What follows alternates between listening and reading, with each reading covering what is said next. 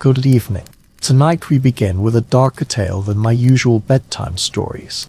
The complete history of methamphetamine. This substance, once hailed as the super-soldier drug, promised inexhaustible energy, yet ultimately became one of modern history's most destructive substances, stripping away glamorous EV myths and fantasies of miracle stimulants. This is truly a story of wartime experiments, scientific ambition, brutal markets, and lives torn apart. The truth is, no matter where you stand in its rise, on battlefields where it's handed out as a pick minus me, minus up, in labs where chemistry meets commerce, or in communities forced to endure its aftermath, you'll instantly grasp how fragile the line is between hope and disaster. If you enjoy this story, please take a moment to like and subscribe, and tell me in the comments where you're from, and what time it is where you are right now. I'm always fascinated by the diverse backgrounds of our audience from around the world. Now dim the lights, and let us embark on tonight's journey together. The story begins in a quiet place far from laboratories and barracks, those places that would later become its stage. Right now, it grows in the arid lands of narration northern China, emerging from the soil through slender shrubs, as medicinal herbs simmer. Texts of unwind, tucked away on curators and herbalists' bookshelves, emit a dry, steamy heat. Crisp and pure, the steam carries an azole-minus clearing coolness, cherished for millennia through bitter winters and dusty caravans. This vapor holds healing power like a warm blanket. Simple, indigenous, folk-minus proven. Han Dynasty physicians recorded Huang as treating coughs and nasal congestion. Later pharmacopoeia as further recommended decoctions for asthma, colds, and fever-induced drowsiness.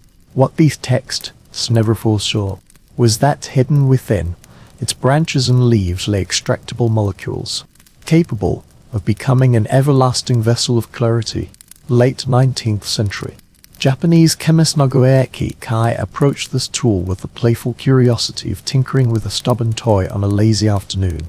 Trained in Japan's modern laboratories, this scholar examined ephedra through the lens of emerging chemical science, a discipline dedicated to deciphering natural products. By the mid-1880s, he successfully isolated the alkaloid ephedrine from the plant. This discovery fulfilled a small miracle pharmacology had promised, since alchemy's transition to science transforming traditional remedies into reproducible, single chemical entities. By naming and isolating ephedrine, his achievement extended far beyond mere extraction. He inscribed botanical truth into the ledger of synthetic possibility. Once a compound is recognized, chemists worldwide can observe, test, and modify it. They could envision its homologous and analogues, and thereby create new molecules. The chemical path from ephedrine to methamphetamine was, in one sense, brief, yet from another perspective, it was a long tale of laboratories and journeys, of mailed academic papers, of the clamor of patent offices and the hum of industrial presses. Nagoe's achievements, his meticulous isolation of plant alkaloids, are now enshrined in organic chemistry literature. These texts circulate through the web of time. Journals linking Tokyo, Berlin, and London. Academic conferences bridging professors and students. Knowledge channels connecting corporations and internal researchers. From the late 19th to the early 20th century, alkaloid chemistry gradually became a quantifiable, formal industry. Industry's thirst for isolatable, patentable molecules grew ever stronger. Companies urgently needed novel stimulants, bronchodilators and tonics, to combat modern ailments. Insomnia, urban fatigue, nasal congestion plaguing increasingly busy, arid cities. It was against this backdrop that Japanese chemist Akira Okada refined peculiar laboratory sketches into bottled pharmaceuticals. Around 1919, Okada discovered a practical method to transform the compound into crystalline hydrochloride salts. When precisely formulated, it produced stimulating effects. This crystallization represented far more than a simple evolution of laboratory techniques. It signified the transformation of molecules from their primitive state into a form that could be melted, easily weighed, and conveniently transported. Thus, it became commercially viable. The greasy, uncontrollable free alkali held only academic value, but the crystalline salt, nestled in small vials like a pale pumice, became the darling of commercial pages. The journey from Malaysian jungles to bedsides to market shelves. It comes within reach, from plant-isolated alkaloid, from laboratory transformation to stable salts precisely measured in pharmacies. Science never exists in a vacuum. Japan's Meiji era forged transnational dialogues between domestic chemists and European counterparts, while the globalized pharmaceutical industry in Europe and America craved compounds offering both innovation and exclusive control. By the early 20th century, patent systems had matured from 19th-century industrialization. Companies pursued not just discovery, but ownership. Branding and advertising campaigns propelled the chemical practices of Nagoya and Nagata into the legal and commercial frameworks of their time. A crystalline salt could be patented across multiple jurisdictions. Patents conferred not only monopoly rights, but also became the language of legitimacy invoked by marketing departments vying for space in physicians' medicine cabinets. The market was primed. In the first decades of the 20th century, people became consumers not only of food and clothing, but also of sleep and attention. Hospitals and clinics adapted to new diagnostic systems under the dual pressures of industrial pace and wartime demand. Physicians shouldered the mission of sustaining modern life. Pharmaceutical companies, whether fledgling startups or multinational giants, scented the commercial opportunity. They mastered the art of packaging fixed formulas under trademarked names, then delivering them to physicians as reliable tools. The rest was left to chemistry, a concoction blending lab, inventory and entrepreneurial zeal, transforming natural remedies into mass-producible compound formulations. Branded with trademarks, they were propelled into the channels of medicine and daily life. By the 1930s, this momentum accelerated, propelled by advertising spotlight and gentle professional endorsement. Pills transformed from laboratory curiosities into medical necessities. In clinics and publications, new stimulants were positioned as cures for specific modern ailments. Narcolepsy, that sudden, dangerous slumber depression. The weariness modern life often brings obesity, a social and clinical challenge many physicians and patients were tackling with appetite suppressants and nasal congestion, a persistent nuisance factories and cities never fully eradicated through legislation or ventilation systems. Pharmaceutical companies swiftly introduced trademarks and slogans, their confident product launches signaling mastery of market dynamics. Product names carried gentle promises methadone in English-speaking countries. Japan calls it Phi-Libon. Germany calls it P-Vietnam. They are crafted as precise chemical clarifiers, like functional diamonds, that doctors can deftly embed into patient treatment plans. The commercial operating model of the time profoundly shaped how these molecules were perceived. Pharmaceutical companies trained sales reps to visit doctors' offices, stuffing samples into pockets and drawers, discussing dosages and indications in technical jargon. Representatives handed out clinical research manuals, though mostly case reports, and letters of recommendation from doctors in renowned hospitals. Advertising took a different path, reaching the iron triangle of patient minus doctor minus clinic, through medical journals and even consumer columns in some countries, featuring glossy ads and concise announcements. Certain case studies claimed remarkable efficacy in a small number of patients, suggesting the rest of the medical community had simply overlooked them. The medical culture of the 1930s and 1940s possessed a certain mild credulity. now largely absent. Doctors were trained to take action, to implement interventions. In many clinics, when faced with persistent fatigue and mood disorders, their treatment options were far more limited than we imagine today. Diagnostic categories themselves were more ambiguous. Neurasthenia remained a formally recognized condition in many medical schools. Depression occupied beds in sanatoriums and outpatient clinics. Many patients now classified as clinically depressed were instead prescribed stimulants at the time, because stimulants acted quickly, and rapid results were the currency physicians favored. The instant relief of mental fog, or the swift appetite suppression for dieters, were tangible, measurable outcomes. Long-term consequences proved difficult to quantify in short-term clinical trials. What truly propelled these prescriptions into routine practice was immense societal demand. During the Great Depression, people craved microminous medical miracles that replenished energy without requiring rest. Factories demanded workers who could stay awake continuously. Offices needed alert clerks. Housewives required extra energy to manage modern household chores.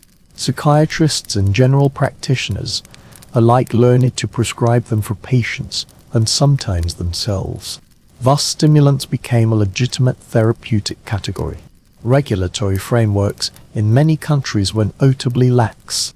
Before post-war strict controls, many stimulants could be purchased with just the doctor's signature. Certain formulations were even available over the counter. The absence of a modern drug regulatory system meant clinical practice evolved by habit rather than evidence. Marketing and prescribing became collusive. Weight-loss ads intensely stoked contemporary societal anxieties about appearance. Magazine before and after photos and user testimonials mirrored later weight-loss culture propaganda. Small scale, short term controlled trials published in medical journals confirmed these drugs suppressed appetite and boosted mood. Sales reps left samples with doctors, sometimes even in waiting rooms. Anxious patients might discover these samples and request the new drug by name. Pills that slim women could be described as therapeutic drugs. Tablets that keep Clark awake during night shifts could be prescribed as practical drugs. The term dependence had not yet acquired its current clinical specificity. In small studies and case reports published in professional journals, habit forming and overuse were only lightly mentioned. Elsewhere in the world, drug use took different form, reflecting local industrial and social needs. The Japanese market saw the emergence of industrially produced Filippo-N. It permeated household medicine cabinets and broader segments of the workforce. In the United States, the amphetamine family emerged, close relatives of methamphetamine. Markets its products under brand names and in inhalant form. Smith, Kline, French and other pharmaceutical companies had long mastered the technology to transform stimulants into standardized products. For nasal congestion and managing attention and alertness in specific contexts, physicians prescribed tablets, much as they had once prescribed bromides and barbiturates, viewing them as tools within the clinical treatment arsenal. Advertisements doubted its safety, with messaging emphasizing control over abandonment. The blind spot extended beyond ideology. Long-term efficacy studies lagged behind marketing cycles, while the costs of chronic stimulant use, dependence, tolerance, mood instability, appetite disruption, continued to ferment after advertising budgets dried up. Early warning signs emerged in case reports on physician communications palpitations, insomnia persisting beyond prescribed duration. Cases of heightened irritability and hostility circulated between hospitals and pharmaceutical firms. Yet these reports were faint ripples, swallowed by the mainstream torrent of legitimate therapeutic use, whether in culture, professional circles, regulatory bodies, or the marketplace. Shifting from universal acceptance to cautious skepticism takes time. This transition accelerated only when laboratories and sales showrooms for stimulants, and armies desperately needing soldiers to remain alert and perform at peak capacity while executing day minus and minus night combat missions. This shift accelerated. World War I provided the stage for large minus scale validation of the promise of stimulant chemistry. If a pill could enable pilots to fly missions through the night, for operational planners, the tactical and operational advantages were immediate. If a tablet could keep soldiers marching without sleep, theoretically, military operations could be sustained at an intensity the enemy could scarcely match. Thus, the pharmacology of alertness became a strategic component. Germany seized the strategic element early and aggressively. Berlin-based pharmaceutical company T.E.M. Love-Berke, a small minus to minus medium enterprise that entered the market with stimulant products, produced and registered Pervitin in the late 1930s. This methamphetamine formulation was initially marketed in Germany's civilian market, marketed as an anti-minus fatigue stimulant, a miracle cure for heightened focus, a miniature chemical sun illuminating gloomy days. Subsequently, the armed forces took notice. Between 1939 and 1940, during the opening acts of the European campaign, the invasion of Poland and the 1940 Spring Blitzkrieg sweeping through the Low Countries and France, Pervitin was added to the German military's supply list. Soldiers were issued the pills to maintain alertness during frigid, extended marches, sustain nighttime operations, and uphold the operational tempo central to Blitzkrieg doctrine, which emphasized mobility and surprise, a logic both brutal and seductive. Speed wins. Speed demanded soldiers, intense focus and voluntary endurance. Stimulants provided that endurance. German and Allied military strategists believed they had discovered a modern, mechanized advantage. This advantage wouldn't appear on maps or ledgers like tanks or bullets, but manifested tangibly in the timing of offensives and the relentless distances troops marched without rest. Pethidine made nights feel like day, diminished hunger, and reduced the frequency of rest stops. Logistics officers, while listing rations and ammunition, also added boxes of pills to the supply list. Scale became paramount. Medications once displayed in city pharmacies suddenly became logistical commodities. Temple Pharmaceuticals ramped up production, while the Weimar requisition system adapted accordingly. Metal tins and paper bags brimming with pills were stuffed into field medical kits and army medics' cases. Supply officers counted pills as meticulously as they counted bullets. Distribution patterns revealed the military's emphasis on chemical enhancers. These pills appeared not only in special forces, but also throughout armored units, forced minus-march infantry, radio operators, and bomber pilots across diverse branches. Within a short period, the pace of combat accelerated significantly, enabling troops to execute 24-hour combat missions, with greatly reduced reliance on rest cycles. This phenomenon was not unique to the Axis powers. Allied forces facing logistical and tactical challenges also made pragmatic choices, though their job preferences differed. British pilots and aircrew, including the Royal Air Force during the Battle of Britain and subsequent air battles, used amphetamines, amphetamine inhalants, and later tablets to combat drowsiness during long missions. The U.S. military, to maintain alertness among carrier-based aircrews and ground troops, approved stimulant use under strictly limited conditions. In Japan, phenylpromazepine permeated from the civilian market into factories and the military. Authorities viewed this stimulant both as a productivity enhancer and a means to endure wartime hardships. In short, stimulants became part of the modern military's toolkit for pushing human limits. Medications, rations, training, and technology collectively formed the calculus of victory. When drug side effects emerged, the cost was not dazzling, but quietly accumulated like minor debts and ledgers. German military doctors' battlefield reports documented cases of hallucinations, aggressive behavior, and mental breakdowns. Local physicians suspected these symptoms were linked to prolonged, heavy use of Pervitin. On the battlefield, consequences emerged. Soldiers' judgment deteriorated. False confidence induced by stimulants led to inaccurate risk assessments. Units disrupted discipline through reckless actions. Some commanders worried not about soldiers' immediate insomnia, but rather the collapse of command and control, when overstimulated troops, deprived of rest, lost their clear judgment. The fatigue minus fighting properties commanders once celebrated became a recipe for error when overused. The military medical system began recognizing patterns, addiction and withdrawal symptoms, psychotic episodes triggered by prolonged high doses, and the simple arithmetic of increasing tolerance. If one soldier requires one pill to sustain a day's march, the next day may demand two. Supply chains forced to meet this escalating demand. Logistics systems trapped in a feedback loop, rendering the military's dependence on drugs no less critical than fuel. Should supply be interrupted, the impact could directly affect tactical operations like a shortage of rations or ammunition.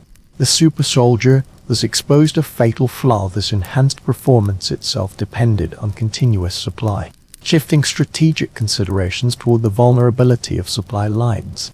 Related reports began surfacing, ultimately triggering policy adjustments. As the war dragged on, casualties and supply pressures intensified. German military medical services confronted mounting reports of dependency cases, alongside anecdotal evidence suggesting stimulant use could undermine troop cohesion. They began attempting to regulate and restrict drug distribution. In Britain and the United States, nations that had previously distributed amphetamines to meet similar demands, initial fervor gradually gave way to caution. Military doctors were well aware of the emotional volatility and mental breakdowns following stimulant use. Even when combat demands necessitated their use, they still advised restraint. Wartime considerations extended beyond morale to practicality. The question was no longer whether stimulants could enhance a soldier's endurance during a single night mission. That was beyond doubt. But whether sustained reliance on such drugs over months or years of campaigning would ultimately diminish combat effectiveness. Beyond the battlefield, the infiltration of stimulants into wartime society also sparked transformation. Whether in occupied territories or allied nations, these pills circulated as widely among homefront families as they did in frontline trenches. Industrial managers in the wartime economy even experimented with products like phenylbutadiene to ensure production lines kept running through air raids and blackouts. For civilians facing rationing underground minus cloaked labor, stimulants were sometimes seen as the last reliable source of energy. The line between therapeutic use and performance enhancement gradually blurred. At the time, the term stimulant had not yet become a household pejorative. This history carries a subtle irony. When historians point out that modernity's hubris often masquerades in the guise of a small pill, this dark humor always surfaces quietly. The chemical process that extracted phentan from the shrubs of Eurasian slopes within mere decades, it found its way into soldiers' pockets, executive briefcases, advertising copy and medical journal footnotes. The focus promised by laboratory crystals, agility, and rhythm control were precisely the qualities strategists coveted. At that time, this pill served both as a tactical tool and a therapeutic remedy, but tools always come at a cost. They require supply chains, regulatory systems, and prudent use. During the two world wars and the decades of conflict that followed, the widespread use of methamphetamine and its derivative exposed the modern nation minus state's struggle with human limits. We could extend wakefulness and endurance, regulate appetite and mood, but at the cost of fostering dependency and logistical fragility. These are precisely the factors campaign planners and public health officials must weigh. When combat data exposed its limitations, the pharmacological promise of the super soldier evaporated. The ethical and medical costs obscured in sales, pitches and early clinical trials finally surfaced in hospital wards and military medical reports. Thus, the gears of history turned backward. This molecule, first introduced as an herbal vapor inhalant, moved from laboratory to market, only to re-enter the core of strategic decision-making. It excelled in its brief, dazzling burst of brilliance, before leaving behind a jungle of dependency patterns and secondary issues, supply chains vulnerable to disruption, institutions requiring ever-increasing doses to function, and individuals bearing downstream consequences unrecorded by medicine or society. In this pill's microscopic journey from bush to clinic to battlefield, we witness a drama where curiosity, commerce, and control intertwine, the very leitmotif of 20th century medical history. A drug born to address attention deficits ultimately evolves into a collective proposition of ethics and logistics. What price will society pay for a protracted war? When worlds sustained by stimulants finally fall silent at midnight, boardrooms, hospital offices, military command centers, culprit boardrooms, these ones minus bustling spaces, echo with a different sound, the sound of consequences piling up like in read military dispatches. The chemicals meant to turn men into machines, instead turn them into vassals of the supply system. Once the supply chain breaks, the illusion of the super soldier shatters. When the engine pill that drives the soldier is absent, he may be more agile, more sharp, but also more unreliable. Strategic calculations always outpace marketing hype. This arithmetic carries bitter irony. Drugs touted to conquer fatigue require entire logistics departments to sustain their potency campaigns accelerated by mere pills. Demand extra convoys just to deliver those pills. The silent triumphs of laboratories spawn new demands armies and societies must fulfill. The grand illusion of instant human evolution crashes against the brutal realities of supply chains and human physiology. This is an age-old dilemma. Speed only reveals the next bottleneck. And this time, the bottleneck is human nature itself. The super soldier ultimately evolves into an army requiring greater support. They need rest, they need care, and they need a supply chain that an exhausted nation may not always sustain. The early journey of methamphetamine, from the powdered scent of ancient pharmacies, to the streamlined bottles of Intor medicine, to the field med kits of modern armies. It stands as a parable of modernity, revealing how a laboratory's microscopic history evolved international strategy, medical culture, advertising practices, and military logistics working in concert to propel a compound of promise into a global phenomenon. The chemical reaction itself was elegant and intricate. Commercial operations were agile and nimble. Strategic deployment was profoundly seductive. Its cost remained hidden at first, then surfaced in reports, in the silence of hospital wards, in post-war reckonings. These reckonings ultimately reshaped societal regulation of such substances. So when campaigns ended, in the silence after treaties were signed, the world began to see the consequences of its actions. Those molecules that helped people endure critical nights also left profound marks on users' lives. Modern civilization stumbled to this realization: the ability to manipulate attention and desire is not merely a technological triumph, but a social force reshaping work, organization, warfare, and medical practice. The shrubs on the doorstep once seemed so simple, yet their consequences unfolded like a true nocturne, complex and lingering.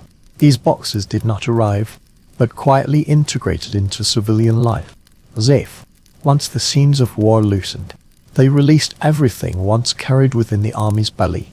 Late 1940s to 1950s, those boxes, stacked and stamped for blitzkrieg retreats in the Empire's final battles, found new carriers, pharmacies, factory pharmacies, company infirmaries, stimulants once used to sharpen soldiers' vision and steady their hands, were branded Pervit in Europe and East Asia, or phenylbutazine, on American shelves. They circulated under the names phenylamphetamine, or phenylbutazine.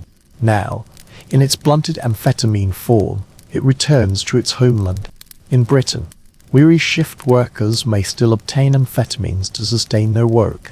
In the United States, mothers of the post-war baby boom whisper weight-minus-loss secrets, tinged with the metallic scent of industry and airports.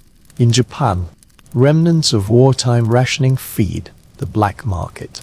By the late 1970s, it had evolved into a public health crisis. This drug, once the pillar of empires, now became a commodity of economies, redefined, repackaged, regulated anew. As the rest of the world rebuilt, this normalization seemed a small mercy. The pills were brightly colored, the advertisements reassuring. A scent of science permeated the laboratories and the fragrance of progress. Doctors were overwhelmed by demobilization waves and a flood of patients with new ailments. So stimulants became a reliable tool, treating hyposomnia, combating depression, dispelling the lethargy of chronic fatigue sufferers. Diagnosis was simple. The facts were immediate. The pills were efficient. In mid-20th century English media, stimulant pills grew domestic wings. Dexedrine, benzamine. These names were almost endearing. They promised punctuality, alertness, for housewives, truck drivers, students and typists who traded productivity for sleep. Pharmacists dispensed these pills with a certain anxious zeal, while patients swallowed them with naive trust in labels and clinical trials. After the war ended, in after-hours cafes and late-night garages, a faint scent of stimulant deals still lingered on the streets. Yet as the glow of convenience spreads, faint shadows breed at the margins of case studies and clinical reports. By the 1950s and into the 1960s, in hospitals from London to Los Angeles, psychiatrists and neurologists began documenting patterns of illness at odds with the promotional literature dependent tolerance and a peculiar delirium dubbed amphetamine psychosis. The term itself is cold and dry, but behind it lie long nights of paranoia and violence, years of relentless struggle and cognitive disintegration. Patients who swallowed promises only to fall into new cages. Epidemiologists began translating these clinical unease into population data. In regions with ample drug supply, exhibited persistently high hospitalization rates for stimulant-related disorders where prescription controls were lacked. The black market economy flourished equally. At vending points and underground pharmacies, illegal pills circulated quietly. From the late 1940s to the 1950s, the black market circulation of Philip in Tokyo and Osaka reached epidemic proportions. This social problem became so conspicuous, it compelled legislative bodies to respond. In the United States, headlines and autopsy reports gradually eroded the image of benign medical microdosing. In the United Kingdom, the National Health Service and professional bodies began issuing cautious guidelines. Regulatory frameworks rarely emerge through singular, decisive divisions, but instead accumulate layer by layer by layer. Committees established here, bans enacted there. Through binding conventions, the United Nations gradually established a global framework for controlling stimulants amid the cautious diplomatic rhythm of the post-war era. Its progress was as slow as the machinery of bureaucracy itself. The 1961 Single Convention on Narcotic Drugs strengthened controls over opium and cocaine, but it was the Convention on Psychotropic Substances that truly brought amphetamines and methamphetamine into the modern international regulatory framework. This second wave of UN-driven global drug policy reform embodied a hard -1 consensus. Substances with legitimate medical uses would be regulated, while their illicit circulation would be criminalized. Countries often signed the treaty reluctantly, Before this international milestone, nations had already begun taking action. In the United States, the Controlled Substances Act of 1970 reshaped the federal regulatory landscape, establishing a drug classification system and redefining the legal framework for prescription and manufacturing.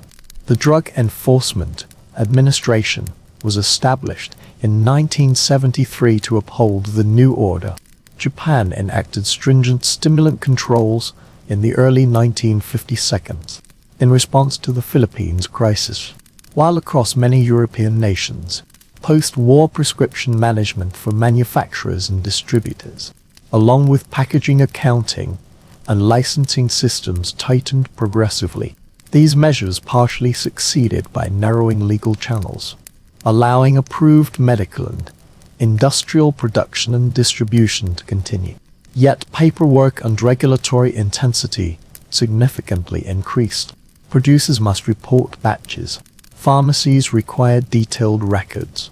Prescribing physicians faced professional scrutiny and even legal risks. Restricting channels served both to protect patients and to sever illegal supply.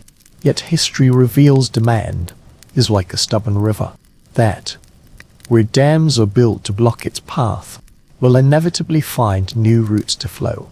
Medical warnings, epidemiological evidence, the moral authority of international treaties have striven to distill the truth whispered in clinics and emergency rooms. These drugs deliver genuine therapeutic benefit, while also causing real societal harm. Governments, oscillating between paternalism and liberalism, have chosen regulation. For any market researcher, the consequences are evident. The underground economy will expand, exploiting opportunities created by regulation. This economy is both minuscule and vast. Initially, home kitchen, garages and motels became underground production bases, scaled to local demand, small minor scale, flexible, imperfect. Products circulated in angry little markets, highways, discount stores, sex trade corridors and farm co-ops. These labs are dangerous. Chemical spills. Secrecy runs rampant. Every small workshop faces surprise inspections that make local news. But small minor-scale operations possess inherent advantages in evading detection. Their economic logic aligns with the survival needs of rural America, remote Australian towns, and post-industrial European communities. Compared to other local economic options, drug manufacturing offers substantial cash income. Unemployed and marginalized groups form a stable source of cheap labor, spawning numerous low-barrier entrepreneurial opportunities. Meth labs, in trailer homes on the town outskirts, can generate monthly household income under conditions where discovery leads to eviction, environmental remediation costs, or even incarceration. The moral trade-off is stark and pragmatic. For some, the meth economy isn't a descent into depravity, but a survival strategy. By the late 1980s and 1990s, economic incentives began reshaping production landscapes. In the United States, rural meth labs in Missouri, Arkansas, and parts of the Midwest gained notoriety. As production surged and market dynamics shifted, powdered amphetamine gradually gave way to crystal methamphetamine. This purer, longer-lasting product proved especially suited for snorting, a consumption ritual that intensified addiction and craving. Meanwhile, Mexican drug producers initially focused on exporting marijuana and heroin, but later discovered methamphetamine as a lucrative complementary product. Drug cartels already possessing cross-border smuggling infrastructure and capital channels began investing in large scale production facilities, later dubbed super labs by journalists and officials.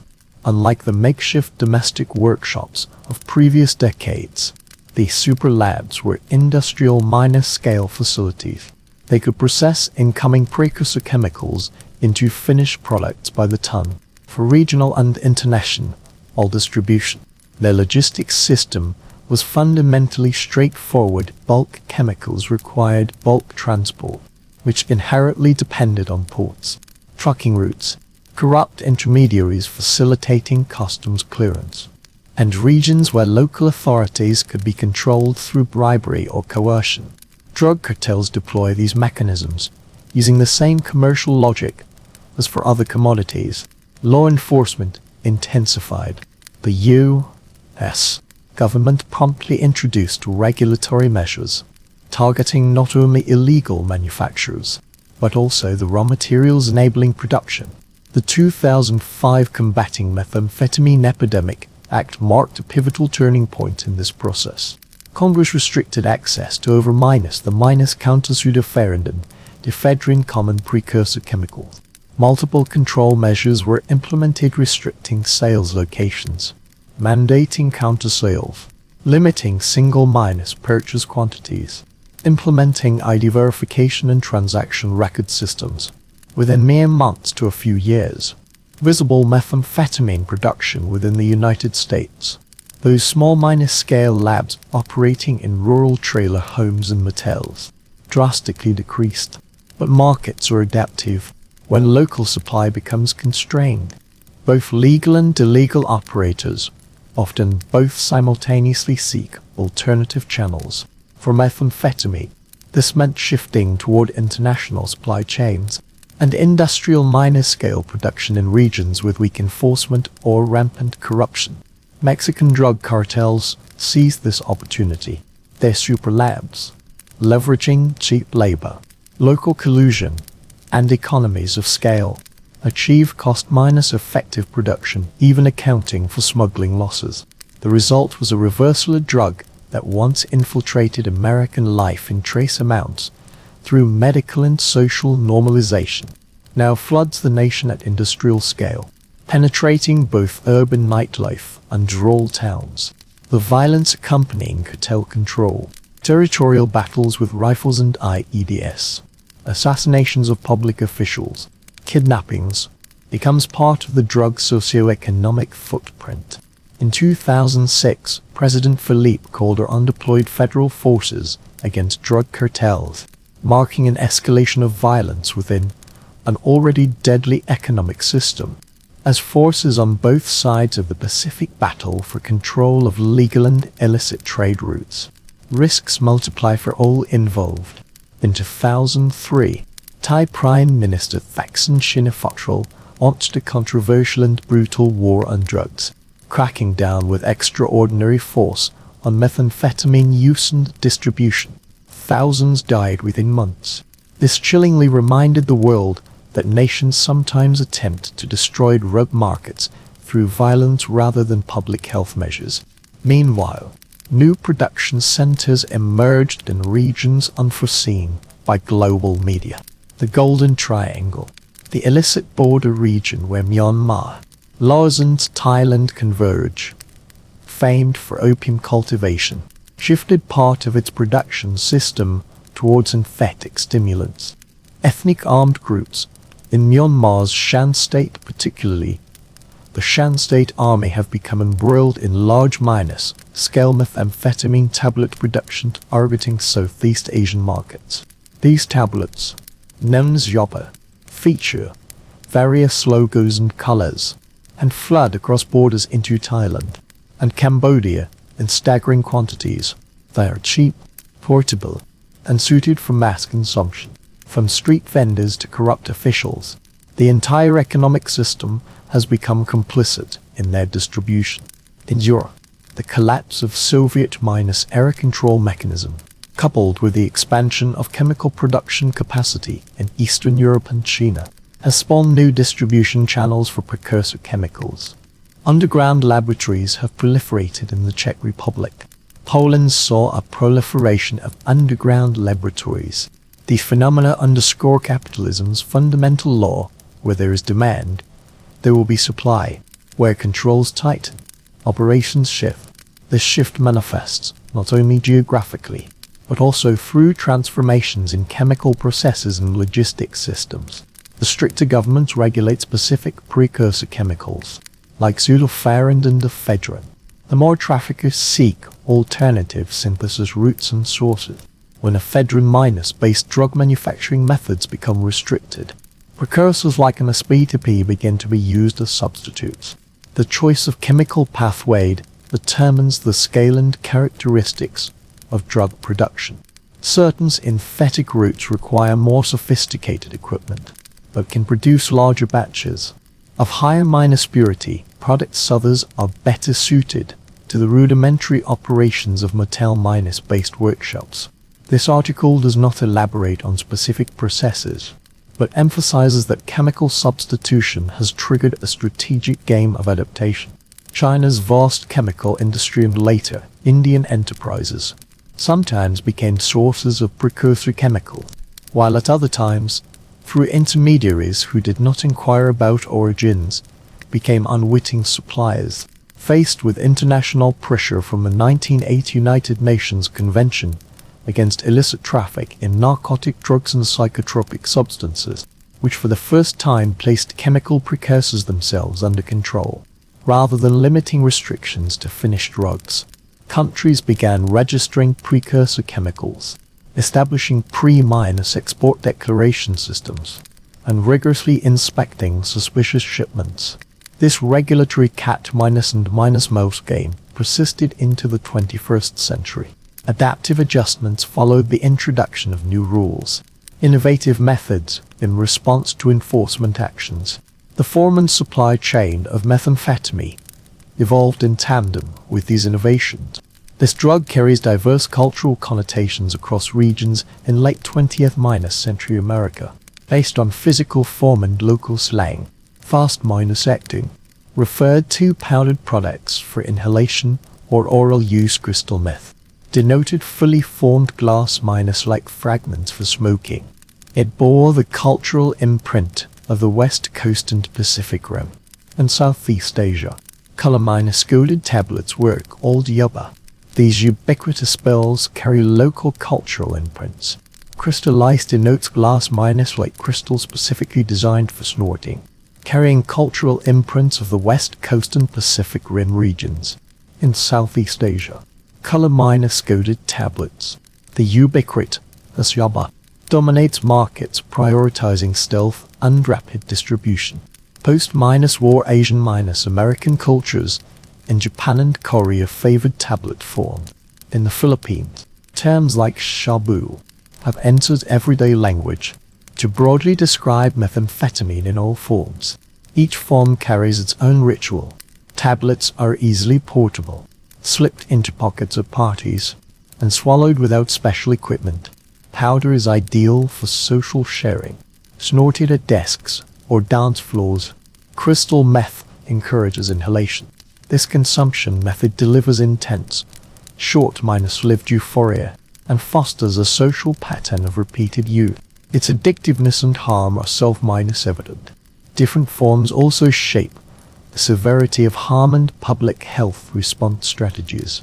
Smoking crystal meth produces rapid onset and triggers repeated use, leading to an alcohol-like pattern of abuse and specific social harms. Increased high-risk behaviors, closely linked to dental damage and acute psychotic symptoms. While tablets exhibit weaker immediate peaks, they offer longer overall exposure times and broader social dissemination, reaching wider community groups at lower prices. Injection drug use carries additional risks of blood-borne diseases, particularly hepatitis and HIV. Yet, its prevalence varies geographically and temporally, depending on evolving social norms and public health infrastructure. Thus, public health responses must be as diverse as the drug use itself, including harm reduction interventions, needle exchange programs, pharmacotherapy programs for stimulant dependence, and social interventions addressing the economic poverty fueling drug production. In regions dominated by punitive law enforcement, treatment and prevention often become secondary measures. Though harm reduction measures remain imperfect, they yield quantifiable outcomes in disease prevention and social reintegration. Meanwhile, precursor chemical controls have become a battleground for international negotiations Undomestic political maneuvering. Restrictions on retail pharmacy sales in the United States weakened local small-scale manufacturers, but spurred the emergence of lucrative export markets for high-purity methamphetamine from Mexico and elsewhere. Precursor tracking measures across the European Union, bilateral agreements between nations, and interventions by the International Narcotics Control Board all sought to sever supply sources. Faced with mounting evidence of chemical companies diverting shipments, China implemented export controls during the 2000s and 2010s, and shut down implicated production facilities under international pressure. India also tightened its regulatory efforts. Evidence at the time indicated that the country's generic drug and chemical companies were being used as pivotal nodes in the precursor distribution chain. The international system is not a flawless net, but a network composed of leverage mechanisms, declaration systems, inspection mechanisms, criminal penalties, and cooperative agreements, making certain pathways difficult, and thereby reshaping the choices of illicit networks. Each tightening triggers countermeasures rerouting of transport routes, shifts in chemical synthesis, changes in precursor selection. Each countermeasure defines the next policy focus. Market innovations reflect both traffickers' physical constraints and their entrepreneurial ingenuity. Packaging methods evolve to evade detection, pills concealed within food, powders resealed as innocuous industrial chemicals, crystals disguised as salt. Transport windows shifted to nighttime hours. Couriers fabricate border-compliant cover stories. The internet opened new channels. By the early 2010s, darkened markets like Silk Road demonstrated that substances like stimulants could be traded via cryptocurrency, shipped in seemingly innocuous packages, significantly reducing direct contact. This did not render traditional routes obsolete, but added new tiers of distribution. Consumers in one city could order directly from producers on another continent. Modern logistics systems not only enable such transfers, but render them unexpectedly difficult to detect. The economies built around methamphetamine are far from abstract criminal concepts. They touch weathered dining tables, cash registers in small-down restaurants, and semi-detached homes with carpets that never fade. Containers shuffle through ports like passing through different cities. Truckers' routes and border communities coexist with the art of smuggling. Then there are the manufacturers. Once licensed to produce pharmaceuticals, they lost their permits when distribution was uncovered. Those pharmacists, those street vendors, they briefly became small-time kingpins. From rehabilitation programs to militarized interception, government countermeasures reshaped these economies, sometimes forcing them to relocate, yet rarely eradicating them. Demand endures. Economic restructuring. Thus, methamphetamine's modern trajectory is fundamentally a cycle of research and adaptation. Surplus breeds normalization. Normalization sparks concern. Concern doctors regulation. Regulation compresses legal supply space, expands illicit profit margins. Illegal producers scale up, globalize, and forces respond with new laws and diplomacy.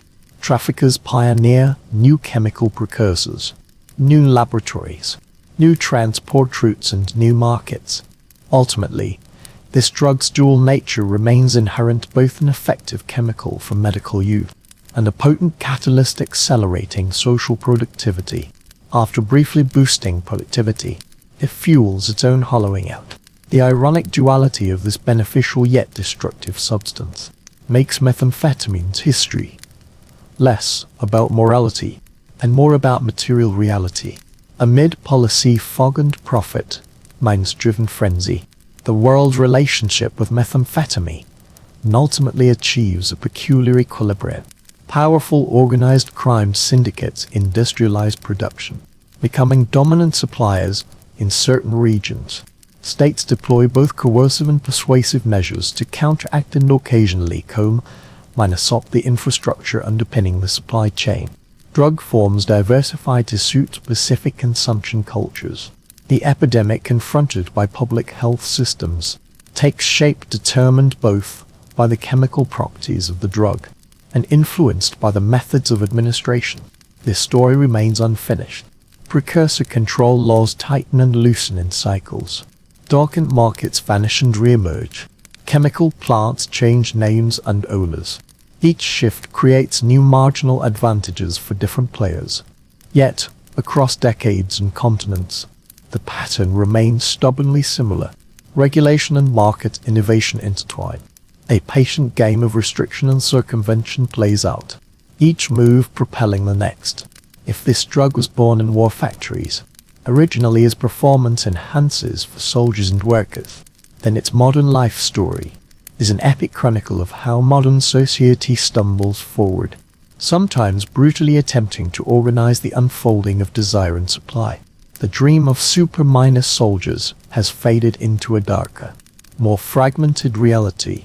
Millions of ordinary people have become consumers in various ways. Entire towns and even some states measure their fate and misfortune by the flow of stimulant revenues. Drug cartels and rebel factions transformed into chemists and logistics experts.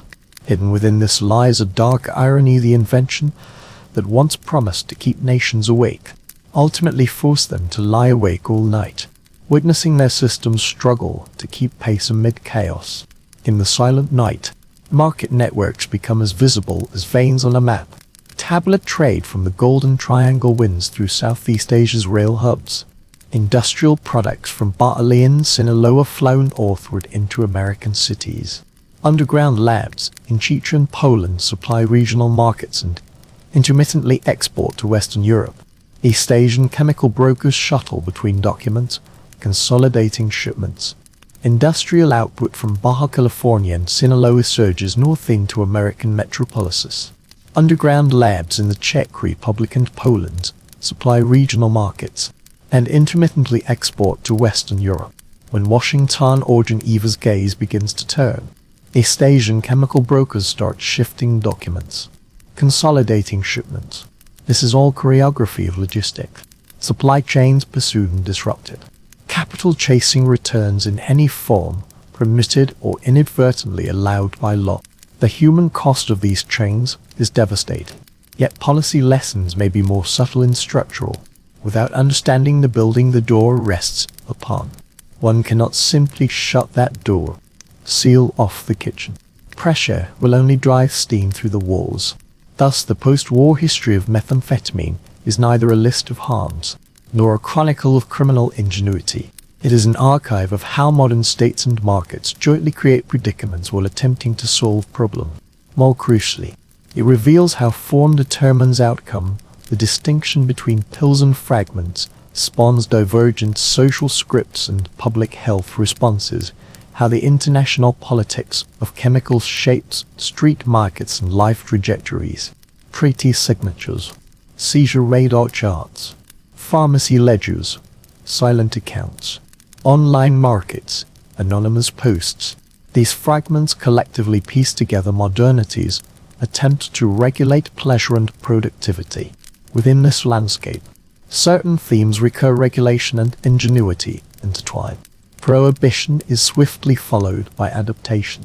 Local economies integrate into transnational systems.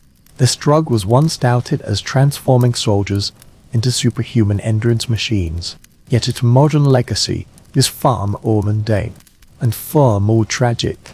It serves as an engine enabling livelihoods, while simultaneously undermining others' means of survival. It entangles governments, corporations, and criminal organizations in an ongoing struggle over chemistry and control.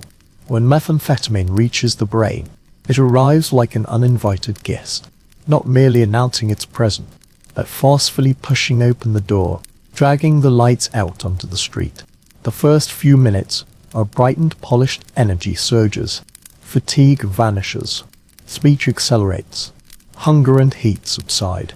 These sensations precisely mirror the biochemical script neuroscientists have gradually unraveled. Since the late 20th century, methamphetamine powerfully releases brain catecholamines, particularly dopamine and Methamphetamine.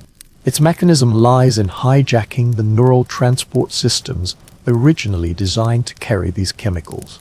In layman's terms, this drug first floods the reward circuitry, then reshapes neural connections, initially bringing pleasure. It soon evolves into compulsive behavior. Within the dopaminergic system, this ancient circuit connects the ventral striatum to the nucleus accumbens and prefrontal cortex. Dopamine serves as the currency of salience and reinforcement. Early animal studies and subsequent human PET scans revealed amphetamine causes dramatic surges in dopamine levels along this pathway. From the 1990s to the early 21st century, young neuroscientist Nora W. Allow used PET scanning technology to establish a visual link between synaptic dopamine surges and intense subjective euphoria, as well as the characteristic loss of control associated with addiction. Methamphetamine exerts multiple effects simultaneously. It infiltrates presynaptic neurons by bypassing transporters normally responsible for clearing dopamine from the synaptic cleft. It forces dopamine release from storage vesicles by disrupting vesicular monoamine transporters, and it reverses the direction of membrane transporters, causing neurons to pump dopamine into the synaptic cleft instead of reabsorbing it. The result is not a mild increase, but a torrential flood. Norepinephrine surges alongside dopamine, empowering the body to operate at high speed and keeping the mind alert. This trait proves lethal on the battlefield, yet becomes a disaster in daily life. It is precisely this immediate biochemical abundance explains why soldiers in the 1930s and 1940s viewed methamphetamine as a godsend. During Germany's harsh winter of 1939, Tempel's pervit and pills sustained infantry marches in the Philippines under Japanese occupation. It was widely used by pilots and factory workers. This molecule's battlefield legacy serves as a warning. It oppresses sleep and fear, offering strategic value, yet exacts devastating tolls on individuals. But the brain does not forget. Prolonged intake triggers systemic adaptation, receptor dormgoliat, diminished dopamine transporter activity, altered neurons firing patterns, circuits originally regulating impulse, judgment, and reward begin favoring habit over reason. These changes neither occur instantaneously nor easily discernible, yet possess enduring power. After weeks or even months of heavy use, the world through the user's eyes flattens. Nothing compares to the drug's taste. Interest fades. Motivation collapses.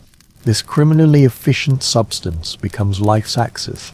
Though complex, chronic neural adaptation can be summarized humanely. Repeated dopamine surges weaken postsynaptic receptor sensitivity. The brain's pleasure dial is turned down.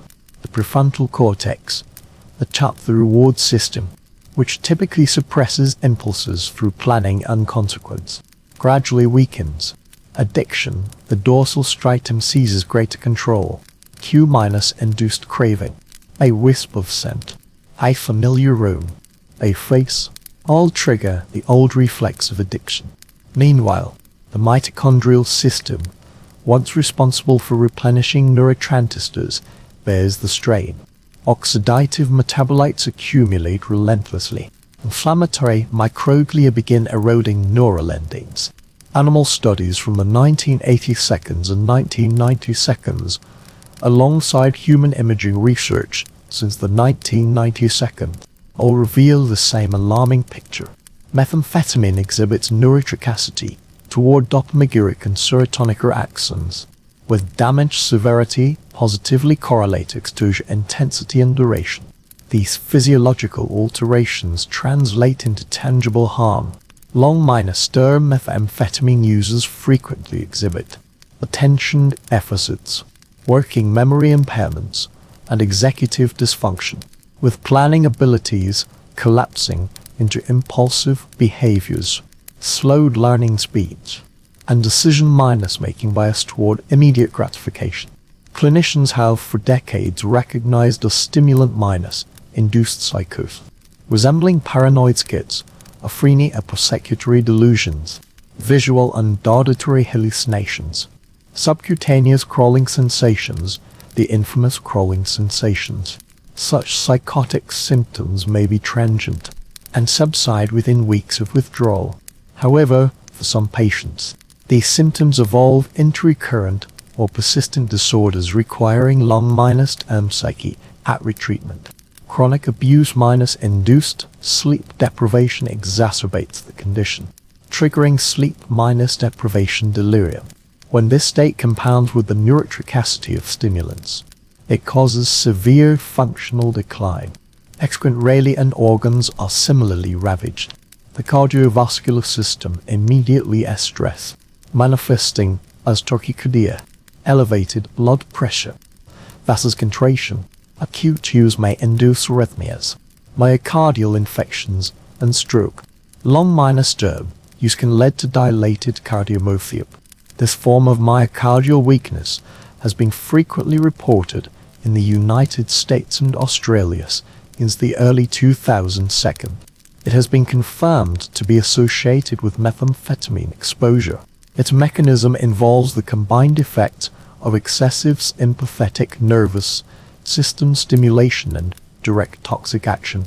Hypothermia during abuse is often exacerbated by crowded, stuffy environments and dehydration, accelerating muscle breakdown rhabdomyolysis, which in turn damages the kidneys.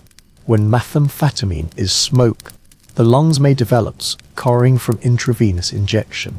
Soft tissue infections can also spread. In areas with widespread methamphetamine use, wound care, antibiotic treatment and abscess surgery have become routine expenditures for hospitals and clinics. More concerning are the slowly emerging erosive lesions. It is precisely these symptoms that frequently make headlines. Meth mouth manifests as severe tooth decay and gum disease. Causes include dry mouth, teeth grinding, deteriorating hygiene, malnutrition, dramatic weight loss, skin damage and chronic infections from picking and biting. Yet these external symptoms are manifestations of deeper physiological collapse. Long-term drug use appears to disrupt immune system balance, significantly increasing infection risk. Methamphetamine also alters sexual behavior patterns. Since the late 20th century, in gay communities of cities like San Francisco, London, and Sydney, the use of methamphetamine to sustain prolonged sexual activity has emerged, driving up rates of HIV and other sexually transmitted infections. Intertwining the epidemiology of stimulants with the transmission history of ancient viruses, pregnancy poses particular risks. Women using methamphetamine during pregnancy are more likely to experience placental issues, premature birth, and low birth weight infants. Newborn exposure to drugs may trigger immediate complications requiring intensive care. Long-term developmental studies remain inconclusive due to socioeconomic factors, complexities like substance abuse and prenatal nutrition. However, cohort studies in the United States, Australia, and Europe reveal significant patterns. Children exposed to methamphetamine in utero exhibit heightened risks of attention deficits, behavioral issues, and learning disabilities during development. In the 1950s, Japan, emerging from wartime methamphetamine abuse, profoundly understood a generation's legal access to stimulants could cast social and developmental shadows over the next. Yet recovery is possible. The brain possesses plasticity. Function can gradually recover over months or even years. Longitudinal PET studies conducted by Nora W. Uller in the early 21st century offer cautious hope following sustained abstinence. Indicators such as dopamine transporter availability and prefrontal metabolic activity show improvement. Cognitive rehabilitation, stable housing, nutritional support and psychotherapy all aid recovery. Yet the road back is long. Many regions lack funding and services, or prioritize punitive outcomes over sustained support. For many individuals, physiological adaptations, such as diminished prefrontal inhibitory control and reduced reward responses, make abstinence a daily feat requiring systemic care, not sheer willpower. If the brain and body reveal part of the truth, the human cost tells another story. It is precisely here that the tragedies of families and communities weave a heart-wrenching tapestry across continents. The methamphetamine epidemic follows a common script, rapidly eroding specific social niches. It takes root in underserved areas, spreading along the logistical arteries of labor, migration, and trade. For instance, in rural counties across the United States from the 1992 to the early 21st century, Sally lads sprouted like mushrooms along quiet roads and in trailer homes. They exploited easily accessible pseudoephedrine from the minus counter cold medicine, and leveraged remote locations to mask chemical fumes and explosion risks. Chemical residues from these small labs rendered homes uninhabitable. Cleanup costs strained municipal budgets and personal savings. Child welfare agencies began noticing methamphetamine as a common factor in a rising tide of neglect and abuse cases. During the first decade of the 21st century, county courts and social services agencies in Missouri, Oklahoma, and parts of the Midwest were overwhelmed by the surge in family breakdowns and foster care placements. Though urban races differed, the destructive force was no less potent. In cities experiencing industrial decline and concentrated unemployment, in places marked by housing instability and lacking social capital, provided fertile ground for methamphetamine spread. In San Francisco's Chinatown or Melbourne's working-class neighborhoods, families fractured under the dual pressures of addiction and poverty. Children who might once have been sheltered by extended family networks now drifted between foster homes, moving from one residence to another. Parents incarcerated for drug possession or related property crimes have become commonplace. The collapse of family structures stems not only from substance use, but also from the justice system stripping families of their economic pillars and caregivers. Certain groups face disproportionate impacts. Indigenous communities in North America and Australia already bear the heavy legacy of intergenerational deprivation and poverty.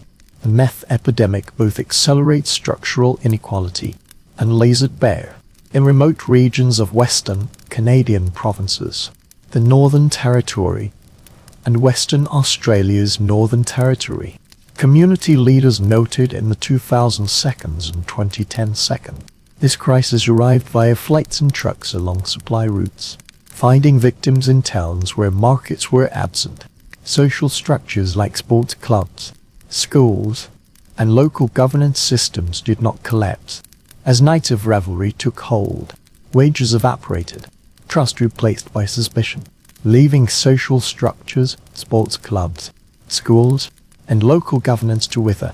Governments responded at varying speeds. Some invested in culturally appropriate treatment and housing programs.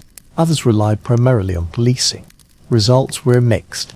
Southeast Asia has also been deeply eroded by methamphetamine, but with distinct historical contexts. From the late 20th to early 21st century, crystal pills known as yaba swept through Thailand and Burmese communities. Social impacts rippled from Bangkok nightlife to Myanmar border villages. Governments oscillate between harsh enforcement and harm reduction strategies. In the Philippines, when Rodrigo Duterte assumed the presidency in 2016 and declared a war on drugs targeting Cebu, a nationwide war on drugs, the state response was swift and brutal, accompanied by thousands of extrajudicial killings and deep international concern. Its stated intent was to rid communities of drug harm. Yet, as many human rights observers have noted, the result has been trauma, fear and further erosion of public trust in institutions meant to protect citizens. This is the brutal arithmetic of punitive policies. They may shrink visible, regulated markets, but amplify hidden dangers. LGBTQ communities, and globalized cities offer another perspective. From the late 20th century through the 2010s, in London, Sydney, and New York, methamphetamine use within certain gay subcultures, chemculture, tightly linked stimulants to sexual networks, altering epidemiological patterns, longer sexual encounters, multiple partners, and diminished inhibitions, collectively heightened HIV transmission risks. Public health responses must balance stigmatization, criminalization, and the realities of pleasure and intimacy. Clinics offering integrated sexual health and addiction services through condoms, clean needles, and non-judgmental counseling have demonstrated significant effectiveness within their coverage areas. However, such integrated programs remain underutilized. The devastating impacts within these intimate relationships are now permeating public systems comprehensively. Emergency departments report surges in stimulant-related visits, psychotic episodes, cardiovascular emergencies, mothers weeping over forcibly removed infants, needle-related infections. Mental health services are overwhelmed by chronic psychiatric and emotional disorders. Child welfare agencies. As I mentioned, caseloads have exploded. Homeless shelters are filled with the unemployed. Employers soaring absenteeism and safety hazards in trucking, mining, and other industries. Economists can quantify some costs: healthcare expenditures, law enforcement investments, lost productivity. Yet numbers can never fully capture the grief quietly accumulating as communities lose their elderly social pillars. Public policy sometimes acts as solvent, sometimes dissolves like salt. Key legislative actions in the United States reshaped the trajectory of this epidemic. The 2005 Combating Methamphetamine Epidemic Act restricted over the counter access to pseudoephedrine. This precursor chemical in common cold medications had fueled domestic laboratory drug production from the 1990s to the early 2000s. The legislation proved effective to some extent. It significantly curbed the proliferation of small-scale family-run drug labs and trailer parks, where chemical ingredients were often buried in backyard barrels. But the market quickly adapted. The vacuum created by U.S. policy attracted well-funded criminal syndicates with lower ethical standards to expand production elsewhere. After venturing into heroin and cocaine, Mexican drug cartels aggressively entered large-scale methamphetamine production, establishing super labs and building transnational precursor supply chains. When a problem vanishes from one's front yard, a new set of harms emerges on a larger scale and in more violent forms. This shift in judicial and logistical focus embodies the core paradox of law enforcement. Suppression at the supply end rarely eliminates demand, but merely redistributes criminal activity geographically. Participants and strategies.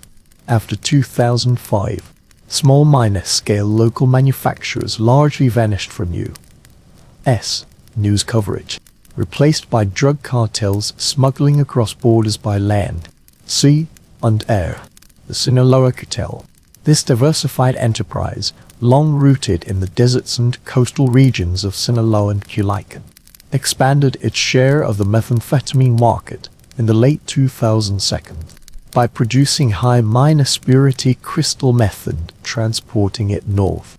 Other forces, such as the Los Zetas cartel at the height of its brutality, and later the Jalisco New Generation cartel, entered the fray. What were once scattered underground chemistry labs evolved into industrial-scale operation, with supply chains extending to Asia for precursor chemicals, and protection secured through corrupt local governments. Asia underwent its own transformation. The Golden Triangle region, Myanmar, Laos, Thailand, was reshaped by rebel groups and criminal syndicates, industrializing pill and crystal meth production. Precursor chemicals flowed steadily from East Asian suppliers into underground labs controlled by private armies and criminal entrepreneurs. By the 2010 second, Myanmar's Shan state emerged as a prominent hub for mass production. Armed groups and traffickers intertwined fragile ceasefires with bloody conflicts in this region for profit. The United Nations Office on Drugs and Crime repeatedly documented the growth of methamphetamine production in Southeast Asia, noting that these tablets and crystals were no longer niche commodities, but mass market products. Each law enforcement operation sent ripples through the market. China's stringent crackdown on drug precursors in the 2010 seconds altered chemists' decision-making logic, forcing them to adopt alternative synthesis routes or shifts applied chains. When one bottleneck closes, another inevitably open. Criminal syndicates are ultimately logistical specialists, adept at environmental adaptation. They further employ violence as a governance tool, securing production and distribution networks through territorial control, extortion, and the imposition of atrocities. This represents methamphetamine's most direct link to high-level organized crime. The larger the enterprise, the higher the capital risk, the more participants rely on violence and corruption to safeguard capital. At the street level, meth fuels predatory crime. Theft, burglary, robbery proliferate, simply because dependent users must sustain an expensive and unstable addiction. Yet meth-related crime extends beyond desperate addicts to encompass organized violence, drug cartel shootouts, kidnappings, extortion, and protection rackets transform the social ecology of cities and border regions. Public spaces become fraught with danger. Local businesses pay protection money to avoid violence. Municipal budgets shift from community services to night patrols and cleanup operations. The environmental toll is equally real. Underground labs contaminate soil and water sources with solvents and byproducts. Cleanup is costly and rarely complete. Faced with such complexity, countries have adopted differentiated response strategies. Some nations intensify criminalization measures, favoring raids, mandatory minimum sentences, and militarized interventions. Others prioritize harm reduction, treatment, and decriminalization. Portugal's 2001 model, while not a perfect example, offers significant insights. By decriminalizing personal use of all drugs and heavily investing in treatment and reintegration programs, Portugal shifted large numbers of drug users from the criminal justice system to the public health system. Over a decade, both HIV transmission rates and drug-related mortality declined significantly. This is not about making drugs harmless, but about reallocating social resources toward health. The contrast with punitive approaches is stark.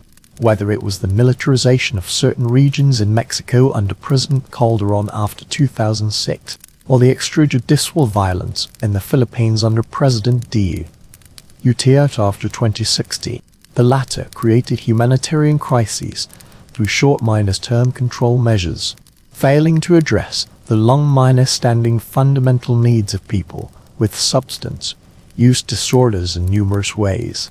Treatment itself remains a challenging domain.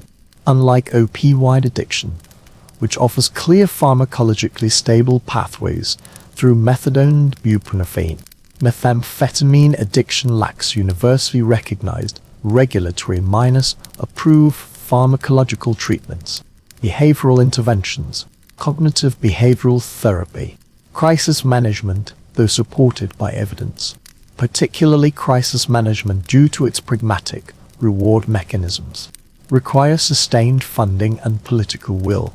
Methamphetamine often proliferates in rural and marginalized communities with inadequate infrastructure, yet these areas lack the conditions necessary to implement relevant programs. However, these initiatives require sustained funding and political will. Rural and marginalized communities are precisely where methamphetamine thrives, often lacking the supporting infrastructure to implement such programs. Harm reduction measures, needle exchange, sexual health services, and supervised drug consumption can mitigate secondary harms. It remained politically toxic in many jurisdictions. Additionally, there are issues of assessment and detention.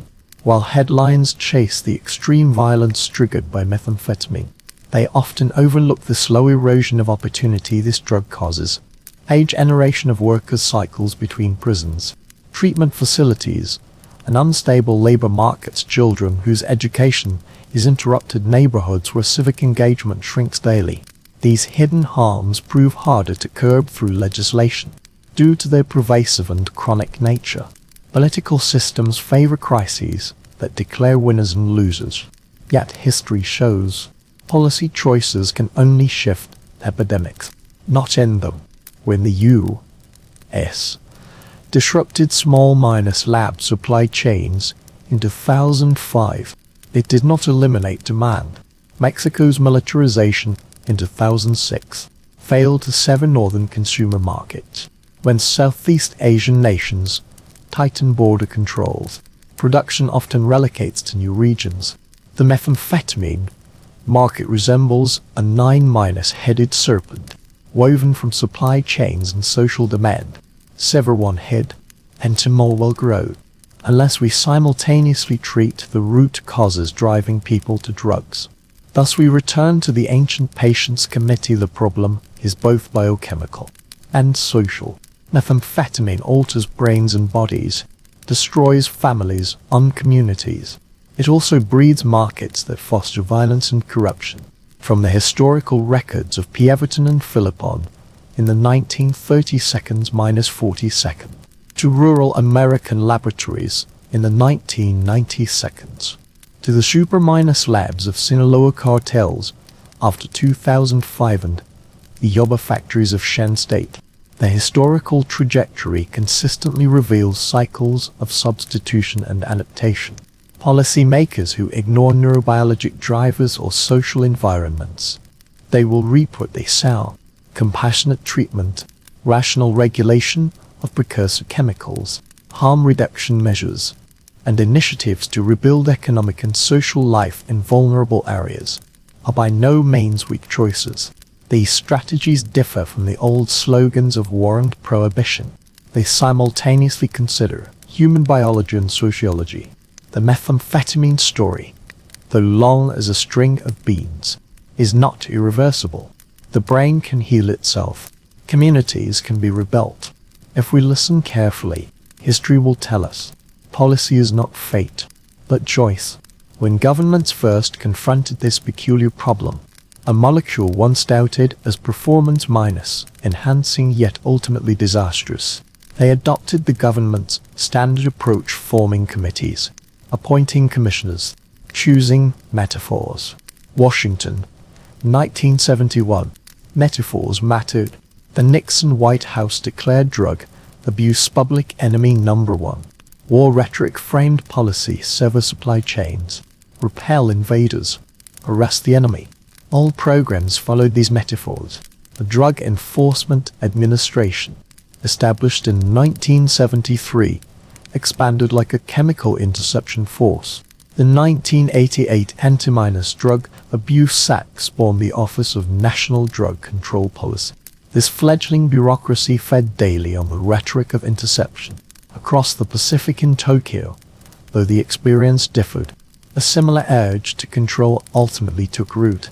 Post-war revelations revealed that methamphetamine, once distributed as a stimulant to soldiers, had flooded the civilian market.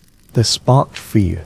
That fear transformed into laws and enforcement tactics, which in turn evolved into a cultural stigma that persists to this day. In Southeast Asia, people envisioned a pill economy traversing jungle frontiers in Mexico and Australia. Men and women labored in garages and ranches, producing crystalline drugs for closed markets.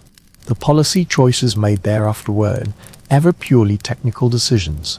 They were political declarations about how nations perceive suffering, crime, and security. From the initial impulse toward punishment, half a century has yielded to starkly contrasting responses. Once entered on harsh interdiction, deploying police on streets and ports, the other a quieter, more cautious public health model, emphasizing prevention, harm reduction, and treatment. The punitive model operates on a clear, simple logic: cut supply, raise transaction costs and risks, deter consumers with the threat of incarceration. It favors clear enemies, clear metrics, suspects apprehended, kilograms seized, and headline minus grabbing bust. The 2005 U.S. Combating Methamphetamine Epidemic Act embodies this logic in legislative form. The Act strengthened controls on drug precursors, pseudoforend, Hanet Holland Prepel, and many were scheduled. Cold medicines moved to pharmacy counters. Implementation of purchase limits and tracking system, alongside legislation mandating severe penalties. In a narrow sense, the law worked. Within just a few years, the number of small minor-scale home labs in the U.S. plummeted. Media reports of parents cooking drugs in kitchen sinks also dwindled. The law achieved the effect common to legislation, altering the supply mechanism, but the tailwind on the supply side obscured complex trade minus-offs. Prohibition cannot eliminate demand, driven by human interests. Markets inevitably reorganize.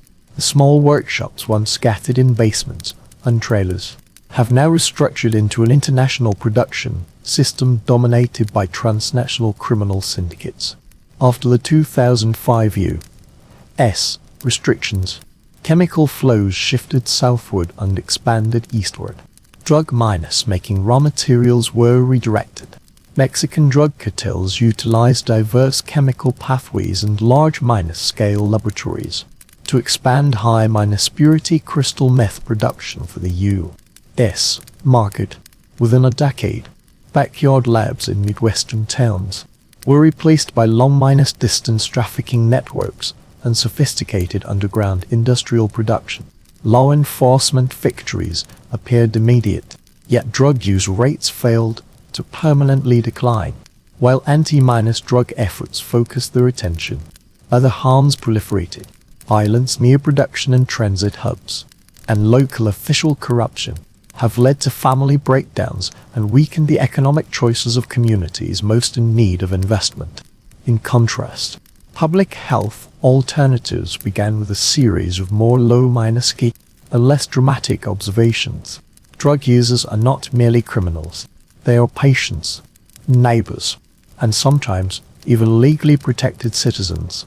Behind their actions lies a complex web of intertwined social, economic, and psychological factors.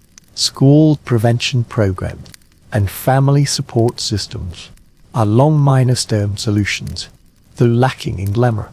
For some politicians in the public, harm reduction measures, clean needle programs, supervised injection rooms, drug testing, and distribution of safe consumption equipment seem like symbols of defeat. But the evidence accumulated since the AIDS crisis of the 1980s cannot be ignored. Clean needle programs significantly reduced blood-minus-borne infection rates. Vancouver's Insight. Injection rooms established in 2003 through complex legal and political maneuvering, and upheld by Canada's landmark 2011's Supreme Court ruling, have reduced public injection, increased access to drug treatment services, without triggering rising crime rates.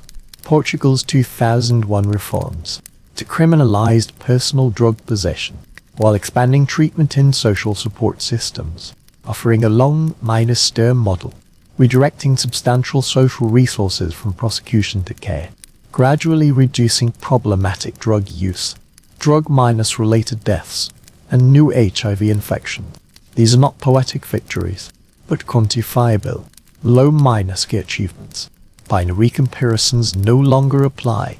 The most successful systems adopt hybrid models, allowing law enforcement to target violent traffickers and large minus-scale production activities, while prioritizing public health interventions for street minus-level users. Australia integrated harm reduction principles into policy frameworks, since the mid-1982, and urgently revived this strategy during its methamphetamine crisis in the 2010s through needle exchange programs, medical supervised injection centers in select jurisdictions, and expanded treatment resources. It implemented multi-pronged interventions, while federal and state governments debated whether to strengthen precursor controls or increase service funding.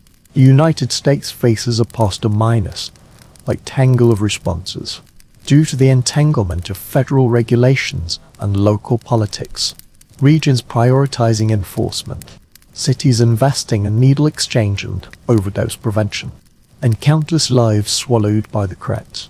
Punitive policies may reduce certain visible harms in the short term, but without complementary prevention and care, they will resurface as violence and displacement.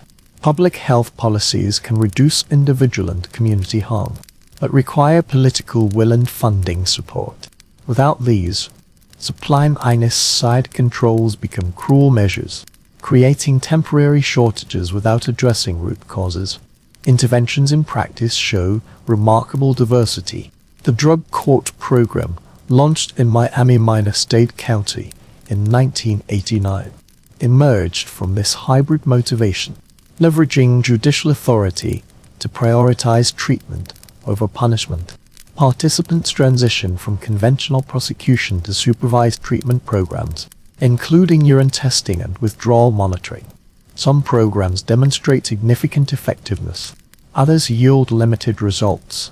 Meta-analyses indicate most drug court models reduce recidivism, but the magnitude of effect is modest and highly dependent on program fidelity, specifically whether judges and clinicians maintain treatment rigor, rather than treating courts as a punitive shortcut. Courts are clumsy instruments.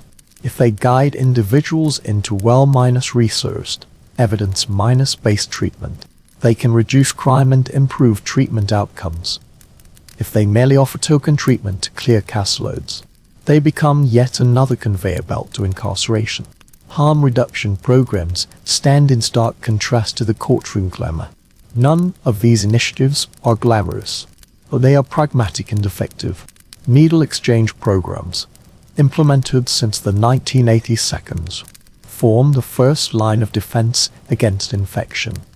Safe injection facilities, available to varying degrees in Australia, Canada, and parts of Europe, reduce burns and respiratory damage from homemade straws. Drug testing services ranging from simple color-change test to street-level mass spectrometry have proven life-saving in regions where fentanyl contaminates stimulant supply chain. A particularly cruel twist in North America's opioid crisis was the sudden introduction of lethal impurities into methamphetamine. Supervised drug consumption sites acknowledge the reality of ongoing substance use. By providing overdose reversal measures in controlled settings and facilitating medical care, they offend conservative moral sensibilities, yet save lives. Public health literature is saturated with polite, footnote-laden phrasing, emphasizing the latter's greater importance. The political battles surrounding implementation are unusually fierce, even by clinical trial standards. Randomized trials from the US to Australia show emergency management, a mildly radical approach that provides small, reliable rewards for passing drug tests, effectively reduces methamphetamine use. Yet, in some regions, the program offends moral intuits. Opponents view paying for sobriety as bribery. Some funding sources even explicitly prohibit it. Similarly, needle exchange programs face decades of obstruction in multiple U.S. cities due to federal prohibitions and local legal barriers. Reform only gained momentum after public health professionals were alarmed by the AIDS and hepatitis C epidemics. Drug policy is not merely about evidence, but also a contest for moral authority. Who defines virtue? How do funds flow? When budgets reward arrest statistics over treatment retention rates, institutions gravitate toward law enforcement. This institutional orientation has tangible consequences for treatment and recovery. For methamphetamine use disorder, the harsh clinical reality is as of 2024. No single widely recognized effective medication minus assisted treatment exists. Unlike methadone and buprenorphine, which have fundamentally transformed opioid use disorder treatment and mortality rates, no equally potent life-saving medication has emerged for stimulant use disorders. Despite the chaotic landscape of clinical research, progress is not entirely absent. Psychosocial interventions, cognitive behavioral therapy (CBT), motivational interviewing, and matrix model remain the treatment backbone. Developed in California to address rampant stimulant abuse, the matrix model integrates structured group therapy, individual counseling, family education, and random drug testing into an outpatient program aimed at improving retention and preventing relapse. It is not an elegant panacea, but rather scaffolding supporting recovery. Conditional management represents the most consistently effective psychosocial intervention innovation. For stimulants like methamphetamine, in randomized controlled trials, in trials verifying abstinence through biological testing, providing participants with vouchers or small cash incentives, significantly increased sustained abstinence and treatment attendance rates. Its effectiveness is remarkably rare in behavioral science. The approach is simple, replicable and scalable, yet policy adjustments to human incentive mechanisms are viewed by some as civic prudence, while others denounce them as outdated moralism, limiting their adoption. This contradiction borders on absurd evidence that small monetary incentives alter behavior, clashes with the belief that moral persuasion should suffice. The reality is straightforward. Time minus limited monetary incentives are not a desecration of civility, but pragmatic leverage. In the realm of pharmacotherapy, recent clinical trials, though cautious, offer encouraging results. Combination therapy strategies, particularly bupropion, an antidepressant and mild stimulant with naltrexone, an opioid receptor antagonist that modulates reward pathways, have demonstrated potential in specific subgroups e.g. those with particular usage patterns or demographic characteristics. The Mozo-LPM trial showed efficacy in specific populations and among men who have sex with men, especially when methamphetamine use was linked to sexual activity. An agonist strategy, modeled on methadone substitution therapy, involves prescribing controlled stimulants as replacement therapy. In trials with low-dose esmazanato or methylenphthalate, demonstrated potential value in reducing illicit stimulant use.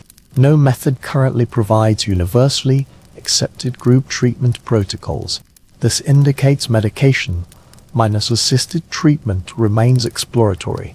Its efficacy shows promise within specific narrow contexts, but has not become a universal panacea.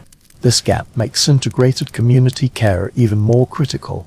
Methamphetamine use frequently occurs with psychiatric comorbidities, depression, anxiety disorders, traumatic history, stimulant-induced psychosis, and infectious diseases transmitted through high-risk behaviors. Thus, the most effective treatment model does not isolate methamphetamine issues, but integrates primary care, mental health services, infectious disease management, particularly breakthroughs in the last decade for curative hepatitis C treatment, housing, employment support, and peer recovery services are organically integrated. Outreach teams introduce multidisciplinary care into communities. Housing first programs provide stable residences without requiring abstinence. Recovery community organizations offer peer mentoring and social capital. These initiatives multiply treatment effectiveness. Research on the social determinants of recovery grows increasingly precise. Stable housing, meaningful work, and social belonging prove no less potent than any specific manualized therapy. Peer-led support systems warrant particular attention. because they possess qualities often lacking in bureaucratic programs. Trust, recovery coaches trained, peer supporters with lived experience, are now integrated into numerous emergency departments, treatment centers, and reintegration programs. Oxford House, a pioneering U.S. democratically managed sobriety home, established in the 1972, offers an alternative community model: sober peers living and working together with minimal clinical supervision. Research indicates peer support enhances engagement, reduce relapse risk, enhance treatment adherence, and prove cost-effective. Yet in many top-down policy-driven nations, peer-led initiatives remain undervalued and underfunded. Accessibility poses practical challenges. Clinics may offer robust treatment protocols, but lack staff trained in crisis management, or interpreters serving multilingual communities, or even transportation funds for client pickups. In the United States, a fragmented insurance landscape and disparities in state Medicaid expansion under the Affordable Care Act have left some regions struggling to afford high-quality behavioral therapy. Amid methamphetamine surges, rural areas often face intense stimulant abuse outbreaks, yet suffer from clinician shortages. Telehealth played a vital role during the COVID-19 pandemic, as regulatory flexibility spurred remote counseling and medication management. However, telemedicine cannot replace local housing and employment support. The global distribution map of methamphetamine harm serves as a stark warning. It reveals how historical, economic, and policy contexts shape epidemics, its significance rivaling the drug's own pharmacological properties. Japan's case offers particularly instructive insights from the late 19th to early 20th century. Chemists like Nagoe Kokikai first synthesized related compounds in Japanese laboratories, thus initiating Japan's methamphetamine history. During World War II, to enhance soldiers' combat effectiveness, stimulant tablets were widely distributed. In the post-war turmoil, excess supply and regulatory gaps allowed methamphetamine to quietly infiltrate civilian markets. The ensuing moral pan spawned a unique national response mechanism: stringent legal controls, aggressive policing tactics, and a cultural stigma system where publicly admitting drug use equated to social annihilation. The outcome, however, is paradoxical. On one hand, systematic population surveys show Japan's illicit drug use rates remain far below most Western nations, yet on the other, those caught using drugs face severe personal and societal penalties, including imprisonment, job loss, and public reputation damage, compounded by weak reintegration mechanisms. Recidivism remains commonplace. Japan's case reveals the nature of punitive systems. They maintain low surface prevalent rates, while disproportionately punishing marginalized groups. Southeast Asia's experience is more overtly intense. The Yala phenomenon, methamphetamine tablets often laced with caffeine, has spread at an alarming rate across the island. Laos, Cambodia, and Myanmar. Its trajectory aligns precisely with the poorest border regions, unaging economies in these areas. The Golden Triangle region was once synonymous with opium and heroin, now reshapes its industrial landscape for methamphetamine. Militia groups, insurgent forces, and underground economies have established production networks in Myanmar's remote Shan State mountains. According to the United Nations Office on Drugs and Crime UNODC report, by the mid-2010s, seizures and production in the region have far surpassed historical peaks. Methamphetamine tablets are spreading into urban centers and regional capitals. Under then Prime Minister Thaksin Shinawatra, in 2003, Thailand launched a controversial and brutal anti-drug campaign that even involved extrajudicial killings. Since then, Thailand has oscillated between hardline enforcement and pragmatic harm minus reduction measures to address the war on drugs' negative consequences. This region demonstrates how drug production adapts to opportunities, and how violent suppression triggers humanitarian crises without eliminating markets. Mexico plays a structural role in the methamphetamine production chain, where manufacturing and transit have formed an industrialized system, supplying the North American market. Mexican cartel groups, such as Sinaloa, Jalisco, and New Generation, have circumvented U.S. controls on drug precursors by establishing upstream chemical networks and large scale processing facilities. The consequences of the U.S. combat meth epidemic act exemplify classic market adaptation decline in small scale domestic led to increased imports, enhanced product purity, and fueled transnational organized crime. Mexico's own policy oscillated, shifting from local policing to the militarized crackdown launched by President Calderon in 2006, attempting to decapitate cartels through force, yet triggered a surge in violent incidents, whose severity far exceeded public health concerns. Subsequent years demonstrated that without concurrent demand reduction strategies and social investment, supply-side governance measures inevitably reach their limits. Australia's methamphetamine crisis in the 2010 seconds compelled policy reassessment. This crystalline form of methamphetamine is potent, inhalable, and socially disruptive, spreading across both urban and rural areas. The National Methamphetamine Task Force, established by the federal government in 2015, released a comprehensive report recommending integrated measures strengthening treatment team development, advancing research on medication-assisted treatment, investing in referral programs, implementing targeted law enforcement against traffickers. Australia's long-standing harm reduction strategy, including needle exchange programs implemented since the 1982, and the establishment of medically supervised injection centers in Sydney in 2001, have indeed mitigated some harms. However, the social impacts of methamphetamine, including psychiatric hospitalizations, family breakdown, and a surge in policing demands, now far exceed what needle exchange programs alone can address. Australia's case highlights the political risks of rapidly escalating visible harms. Once crises are labeled as moral panics, resource allocation often prioritizes emergency policing over sustained capacity building.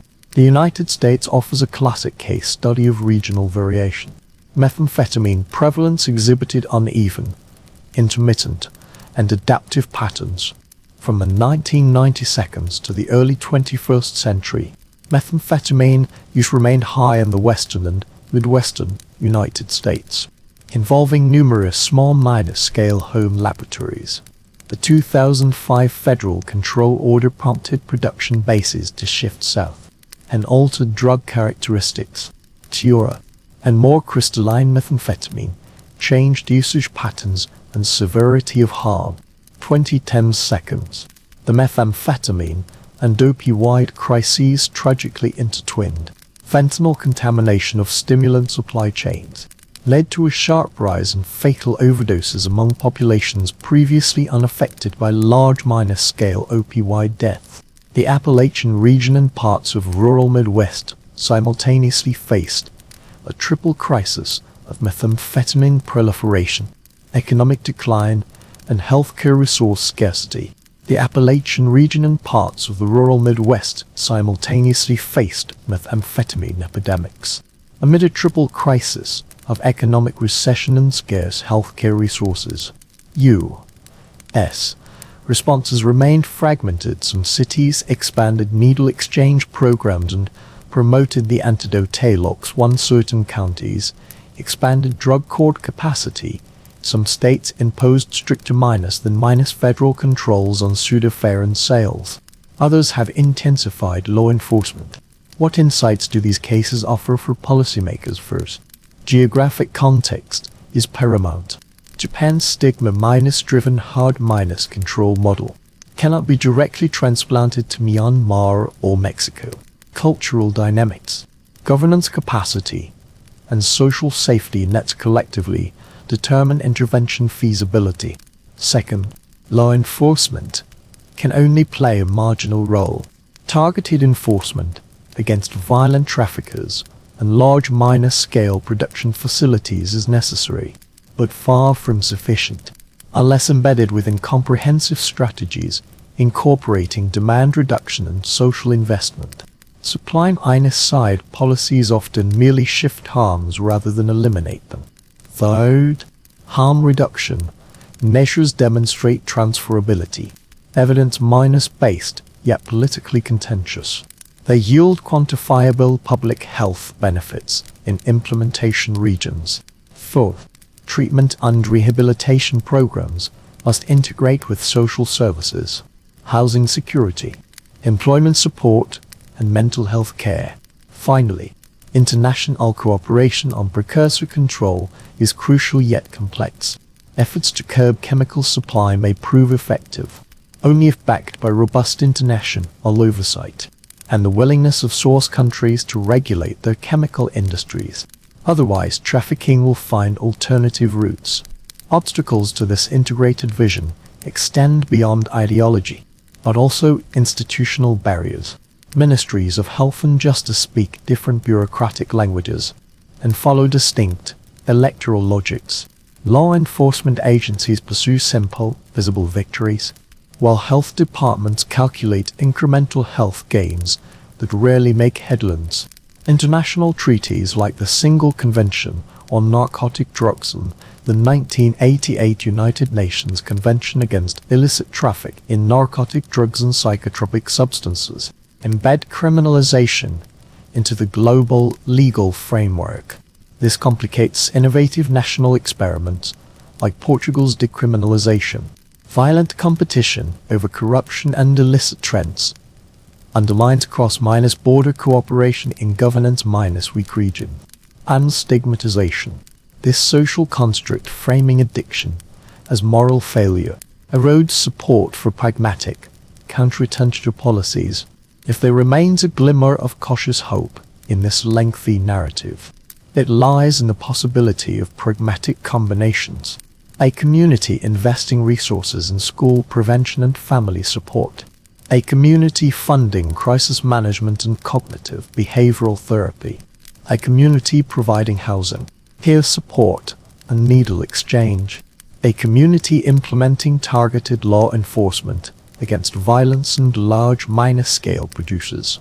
A community monitoring and regulating precursor chemicals through international agreements. Such a community will ultimately achieve comprehensive harm reduction. This resembles a gardening metaphor, weeding out the choking weeds, nurturing the soil through funding for healthcare and housing, sowing the seeds of prevention early. This is no overnight feat. Gardening demands patient cultivation, from punishment to prevention, to rehabilitation and comparative geography. This arc is traversing a long voyage. Yet one truth remains constant: policy is not magic. It cannot reverse chemical reactions, nor erase historical legacies by sheer will. War, poverty, displacement, inequality. These factors make stimulant appealing to some, but policy can redefine risk, reshape the fabric of care. Evidence supports treating methamphetamine as a public health issue, not merely a criminal case. This chronic condition can be addressed through evidence-based clinical practice coupled with robust investment in social infrastructure. Portugal, Vancouver, and parts of Australia have validated this model. Meanwhile, regions that rely solely on punishment without complementary care continue to play out the stubborn lesson of a cycle of harm. The dream of super-soldiers that once inspired military laboratories has dissipated into a profoundly different human predicament. When drugs promising endurance instead bring erosion, how can we alleviate suffering and rebuild lives in the quiet toil of clinics? peer support groups, supervised injection rooms and family interventions. These small, evidence-based victories often escape the camera's lens. Yet on the clamorous political stage, decision-makers still favor simple metric: seizure volumes, arrest counts and occasional, high-profile prosecutions. The history of methamphetamine reveals a humble truth about scale. The shape of an epidemic curve depends not only on chemical composition, but is also shaped by cultural choices and policy frameworks, and embodies the essence of strategic practice, integrating care into strict regulation, investing in the very people we seek to help, measuring the true value of human flourishing. If we imagine policymakers, at the end of a long day, soothing this problem like lulling a child to sleep, perhaps their most beautiful act would be to treat it gently, to close the door on punitive overreach, to spread the blanket of services over the bed of need, to leave a nightlight burning for the slow, steady road to recovery. When cameras capture myth, they seldom capture nuance, only spectacle, only bodies that can be filmed, displayed, incited in glaring high-contrast light. Local stations quickly discovered meth labs could be staged like thriller shaky shots of glassware in dilapidated trailers, charred countertops where chemistry met despair, evidence collectors in police hazmat suits, and the sheriff declaring in his usual measured tone unprecedented. A piercing voice, the sheriff, from the next county followed suit. These images became symbols, etched into memory. Beakers and razors soaked in bleach, countertops splattered with orange chemicals, children's toys scattered in the background, and before and after apocalypse, face-comparison photos that needed no caption to trigger interpretations in readers or viewers. They taught millions how to see meth, fear, disgust, moral outrage, and these emotions in turn shaped policy, journalism, and film. The history of how media and politics collude to craft narratives of panic and policy is long-standing. In the United States, the reporting conventions of local television news in the 1980 seconds and 1990 seconds collided with the resurgent public attention on meth in the 1990 seconds and early 21st century, ultimately giving birth to a visual moral economy. National commentators and editorial pages cast meth labs as symbols of rural decay, a new, hidden form of crime distinct from old urban drug stereotypes. In the early 2000 seconds, front pages kept churning out material beloved by late-night news and tabloids, hard-stopping raid footage, high-gloss photos of synthetic equipment, chilling interviews with witnesses who smelled solvents and called police. 2005 as lawmakers debated tightening pseudoephedrine sales, and federal law restricted cold medicine access to pharmacy counters. The language and imagery of these reports formed the public opinion foundation for policy action, making it seem both urgent and justified. This policy wasn't crafted in television studios. Its motivations were naturally complex and multifaceted, but it was born amid a media-fueled atmosphere of public panic. Politicians eager to demonstrate action against the methamphetamine threat were happy to exploit such an atmosphere. Film and television media have played a more covert yet equally powerful role. Over a decade, documentary filmmakers and reality shows like Intervention brought intimate, real-life portraits of addicts into American living rooms. Edited documentaries shaped individual stories. Young mothers, fathers in repeated treatment, partners facing incarceration, entombed moral dramas. These narratives reinforced the perception that meth use was not merely criminal, but profoundly depraved, thereby intensifying moral condemnation. While fictional series complicated this picture, they did not necessarily align with the hopes of clinicians and harm reduction advocates. Breaking Bad. The Breaking Bad, which ran from 2008 to 2013, elevated the meth-making process into an allegory of American hubris and commerce. The show is at times thought minus-provoking and deeply human, while undeniably captivating at others. It portrays the meth cook as an anti-hero, inviting viewers to accept the premise that genius and demon coexist. This moral complexity fuels compelling drama, yet may not serve as ideal public education. Beyond films and documentaries, subtler cultural currents also leave deep imprints. Pop song, local talk shows, Minnesota, Iowa and Australian country miners produced micro-miners documentaries. In Thailand and parts of Southeast Asia, tabloids package methamphetamine, red or pink pills called yubba, appear on buses, appear in the hands of teenagers, appear on the lips of politicians proclaiming cultural collapse. In the Philippines, the word shabu sounds like a curse. Rodrigo Duterte's election in 2016 transformed public discourse into a real war on drug users.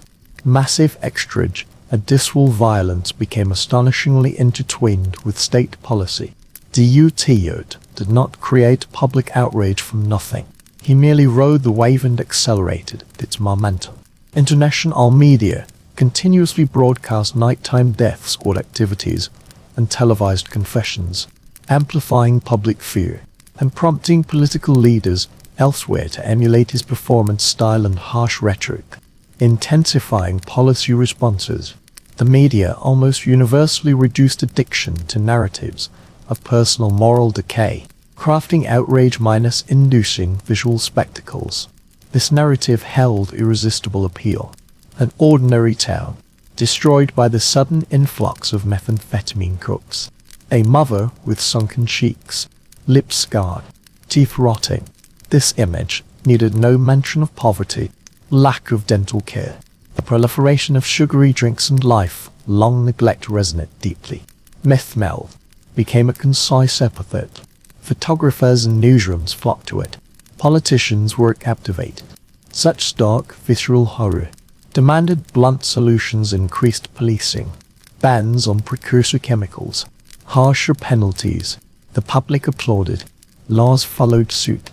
Yet consequences unseen in the images quietly emerged. Policies driven by visual spectacles distorted law enforcement priorities and stifled health minus-based responses. When makeshift labs became the focus, law enforcement budget stilted toward hazardous materials teams and regional task forces. Judges and prosecutors became eager to chase headlines.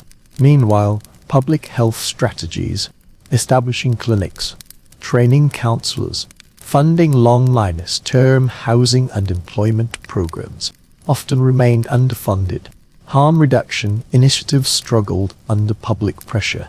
When voters viewed meth addiction as moral filth, they were less likely to support needle exchange programs, safe injection sites, or emergency management plans offering treatment vouchers. In some rural U.S. regions, community opposition hindered the expansion of needle exchanges and treatment centers. In Australia during the 2000 seconds and 2010 seconds, sensationalist reporting on meth addicts fueled harsh policing measures and obstructed more progressive harm reduction programs in certain states. This effect is global. Public appetite for punishment often becomes hostile ground for projects treating addiction as a medical minus social issue. Once formed, stigma becomes stubbornly entrenched, like dust settling in institutional crevices. Medical students and junior clinicians encounter distorted images of meth users and sensationalized case reports during training, internalizing biases, burnout, moral judgment, increased tendency to view non-minus compliance as pathological. Social service agencies forced to distance themselves from drug dens. Housing authorities, fearing media exposure and voter backlash, are more likely to evict drug minus using tenants or deny housing to those with drug minus related criminal record. Insurance programs and public funders, after navigating political battles over treatment costs, often prioritize opioid use disorders, following the surge in synthetic opioid overdose deaths in the 2010 seconds. This bias underwent rational adjustment, yet left stimulant drug addiction relatively neglected. The consequences across nations and systems are predictable: treatment systems severely mismatched with demand, punitive measures crowding out supportive interventions, forcing countless individuals in need deeper into the shadows. They no longer step into clinics, no longer seek treatment, ultimately facing death or cycling between prison and society. Journalists and filmmakers bear partial responsibility, but not the entirety. They report on news that captures attention, presenting stories to the public, who then demand action.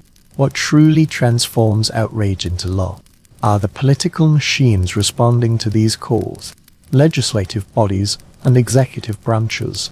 Certain politicians more calculating lie weaponize imagery to divert public attention from other failures: dilapidated schools, collapsing industries, paralyzed healthcare systems. A mayor need only pledge on camera to crack down on meth, to sidestep building affordable housing and enhancing mental health services. These costly, substantive tasks. This is the brutal, critical arithmetic between imagery and incentives. A 30-minute TV report can win an election, while a decade of public health investment cannot. Thus, stigmatization morphs into a policy compass, forever pointing toward punishment, not care. Shift the lens from media to science, and the picture grows complex, losing its drama. Laboratories and clinics studying methamphetamine use disorders are quieter. They are behavioral labs and brain imaging rooms, where MRI machines hum softly, not the newspaper minus selling labs of drug bust photos. In these spaces, the therapies researchers pursue may lack flashy appearances, but holds profound potential. Behavioral science remains the most reliable compass. Cognitive minus behavioral therapy tailored for stimulant addiction. Motivational interviewing. The matrix model for stimulant treatment developed in the U.S. from the 1980 seconds to 1990 seconds, and conditional management techniques that use tangible rewards to reinforce abstinence or treatment participation. All these methods have demonstrated replicable efficacy in randomized trials. Psychologist Nancy M. Petra's research from the late 1990 seconds to the 2010 seconds provided compelling evidence for conditional management and demonstrated the institutional necessity of implementing reward systems in clinics. Though these interventions lack glamour and resist simplistic political narratives, they are undeniably effective. Conditional management, in particular, exhibits the most potent impact in reducing stimulant use. Short-term material rewards effectively reshape behavioral patterns to promote health. Yet even such remarkable outcomes remain constrained by policy and programmatic barriers. Some nations interpret prohibitions against paying to induce behavior as rejecting diverse situational management models. Stigma and political resistance in the large scale implementation of this therapy in clinics. Attempts to implement it often face funding cliffs. The realm of pharmacological treatment brings both greater promise and deeper disappointment. As of mid-2024, no universally recognized approved medication exists to cure methamphetamine use disorder.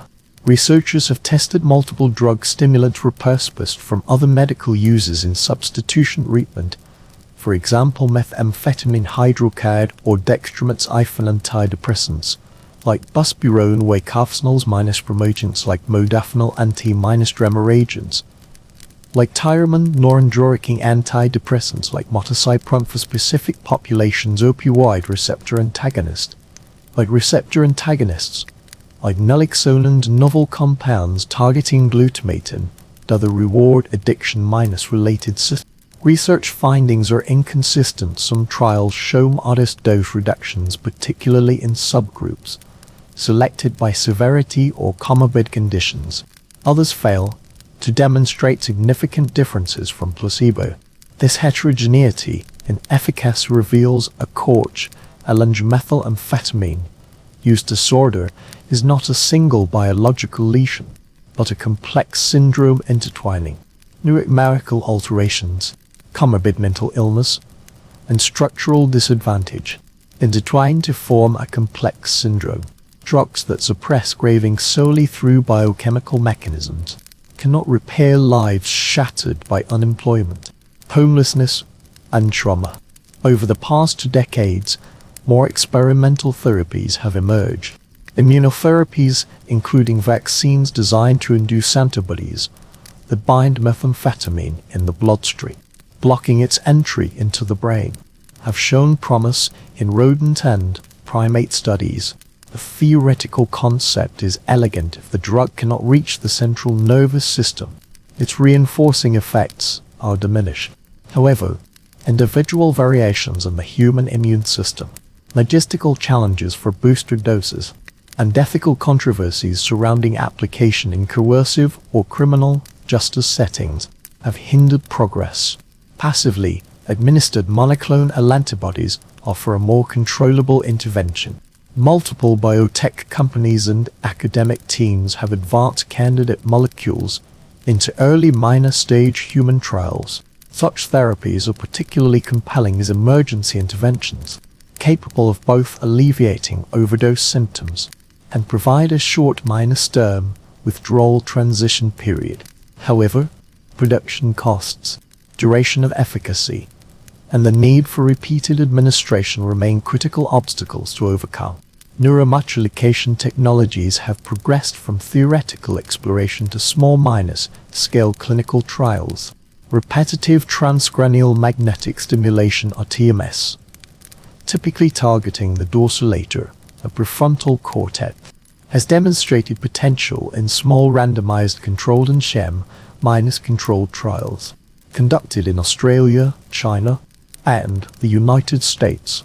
While results are not universally transformative, they remain instructive. Studies indicate reduced drug cravings, modest decreases in usage, and in some cases, sustained improvements even after stimulation sessions conclude. Invasive therapies like transcranial direct current stimulation (TDCS) and deep brain stimulation (DBS) have been attempted in extremely refractory cases.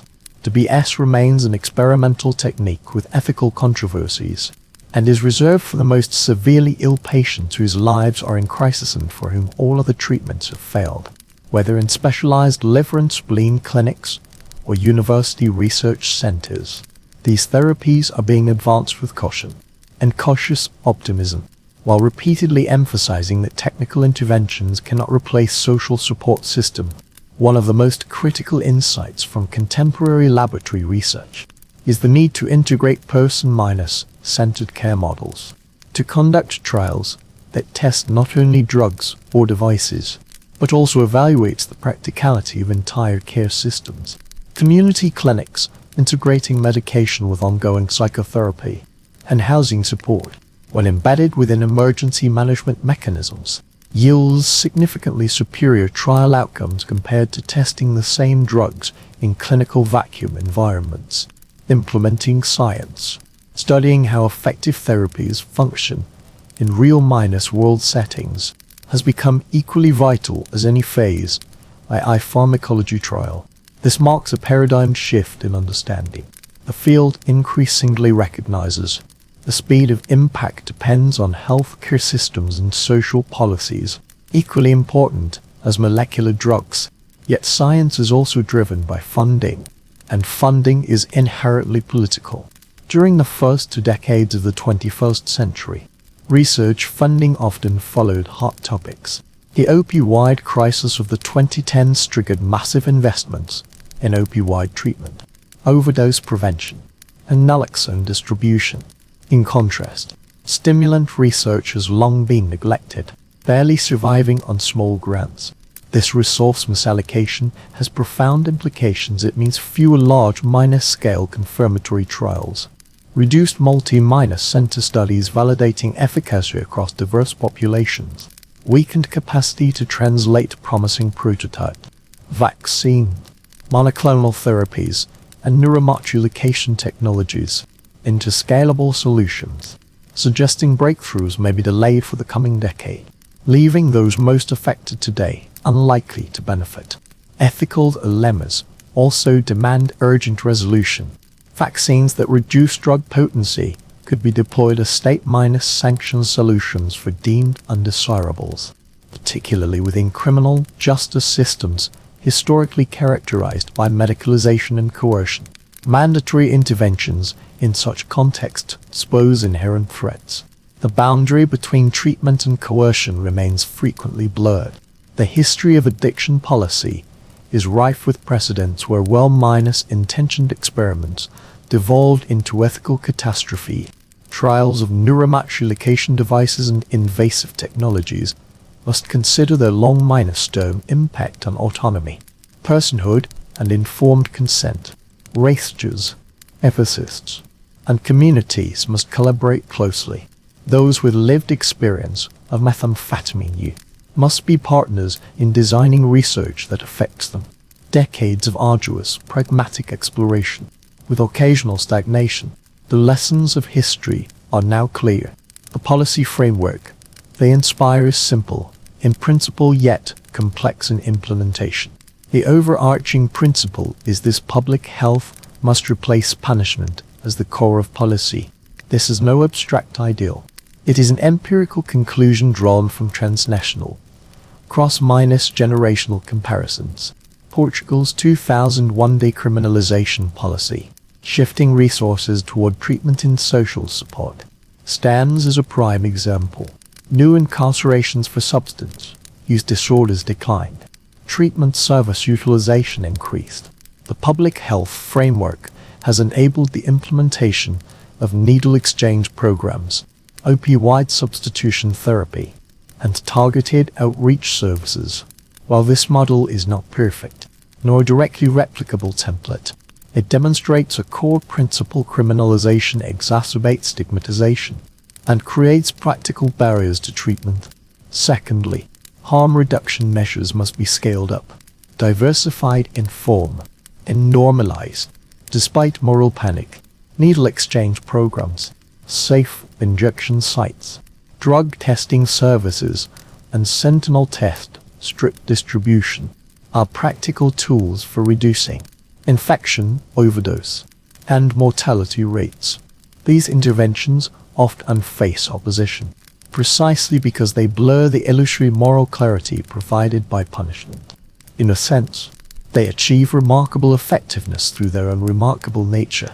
Governments seeking to reduce the societal costs of methamphetamine should expand such services while respecting local cultures and laws. In the United States, this entails coordinating policies across state lines to ensure rural county residents have equal access to harm reduction services as urban residents. Third, treatment systems require scaling and diversification. Funding must be allocated to make emergency management protocols accessible in public clinics. Regulatory barriers hindering their implementation must be eliminated. Investments should also support training and expanding the workforce, including counselors, community health workers, and peer supporters with lived experience. Behavioral therapies must receive full reimbursement, and clinics should be encouraged to integrate housing and employment services into treatment models. Treatment systems should be designed as long-term, low-barrier services offering walk-in access, flexible hours, telemedicine, and mobile clinic to reach dispersed rural populations. Stigma forces patients to conceal their condition and avoid services. While accessible, non-judgmental clinics directly address this issue. Fourth, research must be strategically prioritized. This entails conducting large-scale, multi-center trials, particularly for promising pharmacological treatments and neuromodulation technologies, to detect clinically significant effects across diverse populations. Funding must also support scientific research to identify methods for scaling effective interventions. and uncover practical barriers in clinics and communities. This requires community involvement in study design and safeguards against coercive or inequitable application of new biomedical tools. International collaboration is essential. No country can rely solely on vaccination or reinforcement measures to break free from the transnational supply chain transporting precursor chemicals. Fifth, socioeconomic root causes must be addressed. Addiction thrives on social upheaval, loss of stable employment, collapse of social safety nets, and disintegration of community institutions. Drugs themselves are merely the terminal link in a long chain. Therefore, policies to prevent future epidemics must be comprehensive. Invest in education, decent employment, stable housing, mental health services, early childhood support and trauma, and informed services. Prevention is not an empty slogan, but structural engineering. Remote towns need quality schools. Young people without college degrees need more opportunities. Primary care clinics must have mental health teams.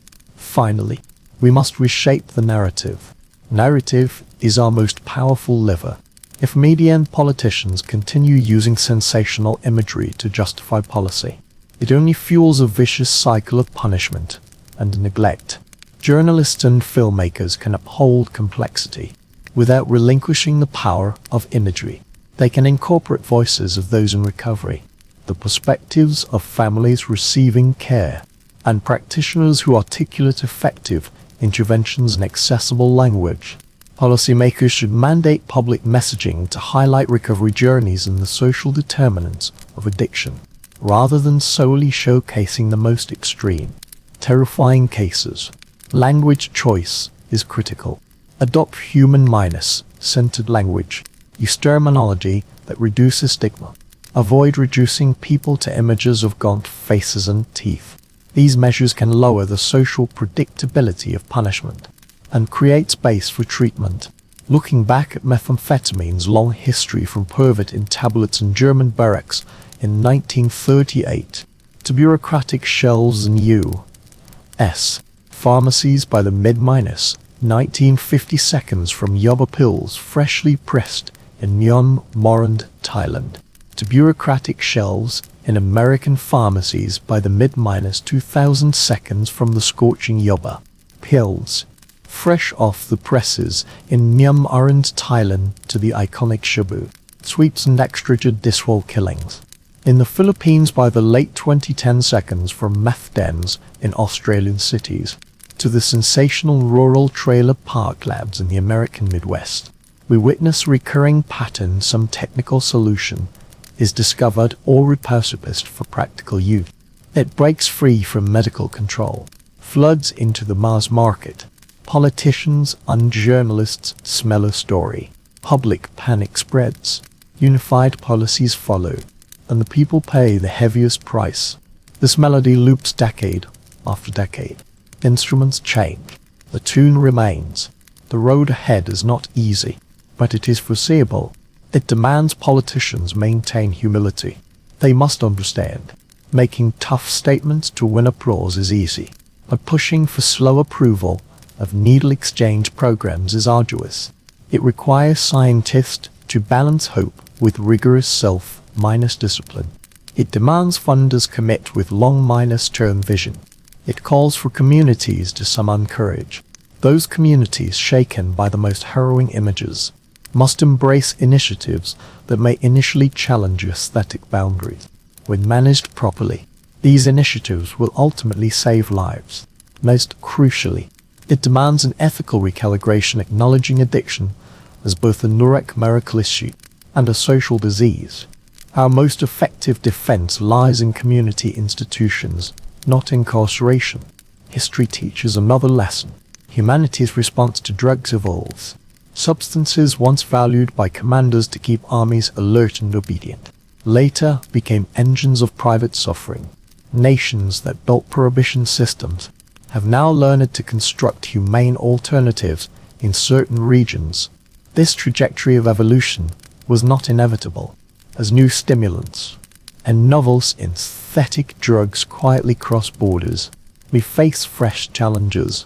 Yet, if we remember what works, we need not be helpless. Public health, harm reduction, social equity, and sustained scientific inquiry rooted in people's lives. The ultimate irony may be the most thought-provoking. Once doubted as drugs that make good soldiers, they ultimately revealed to the world how fragile social control mechanisms truly are. They painfully demonstrated strategies that criminalize drugs often exacerbate the very harms they aim to address. To avoid repeating past mistakes, and history shows repetition is the norm, we must change our methods, reconstruct our frameworks, and reshape our narratives. Funding must be directed toward areas that test our ethics: medical facilities, housing security, and the ongoing work of strengthening community resilience. This is, in a sense, tedious work. It yields no overnight headline fame. It demands patience and a quiet, detail-oriented approach. But, in the long run, it is the only path that truly preserves lives, alleviates suffering, and ensures that a substance, first introduced to the public as a weapon of war, does not become the inexhaustible fuel for a plague in times of peace.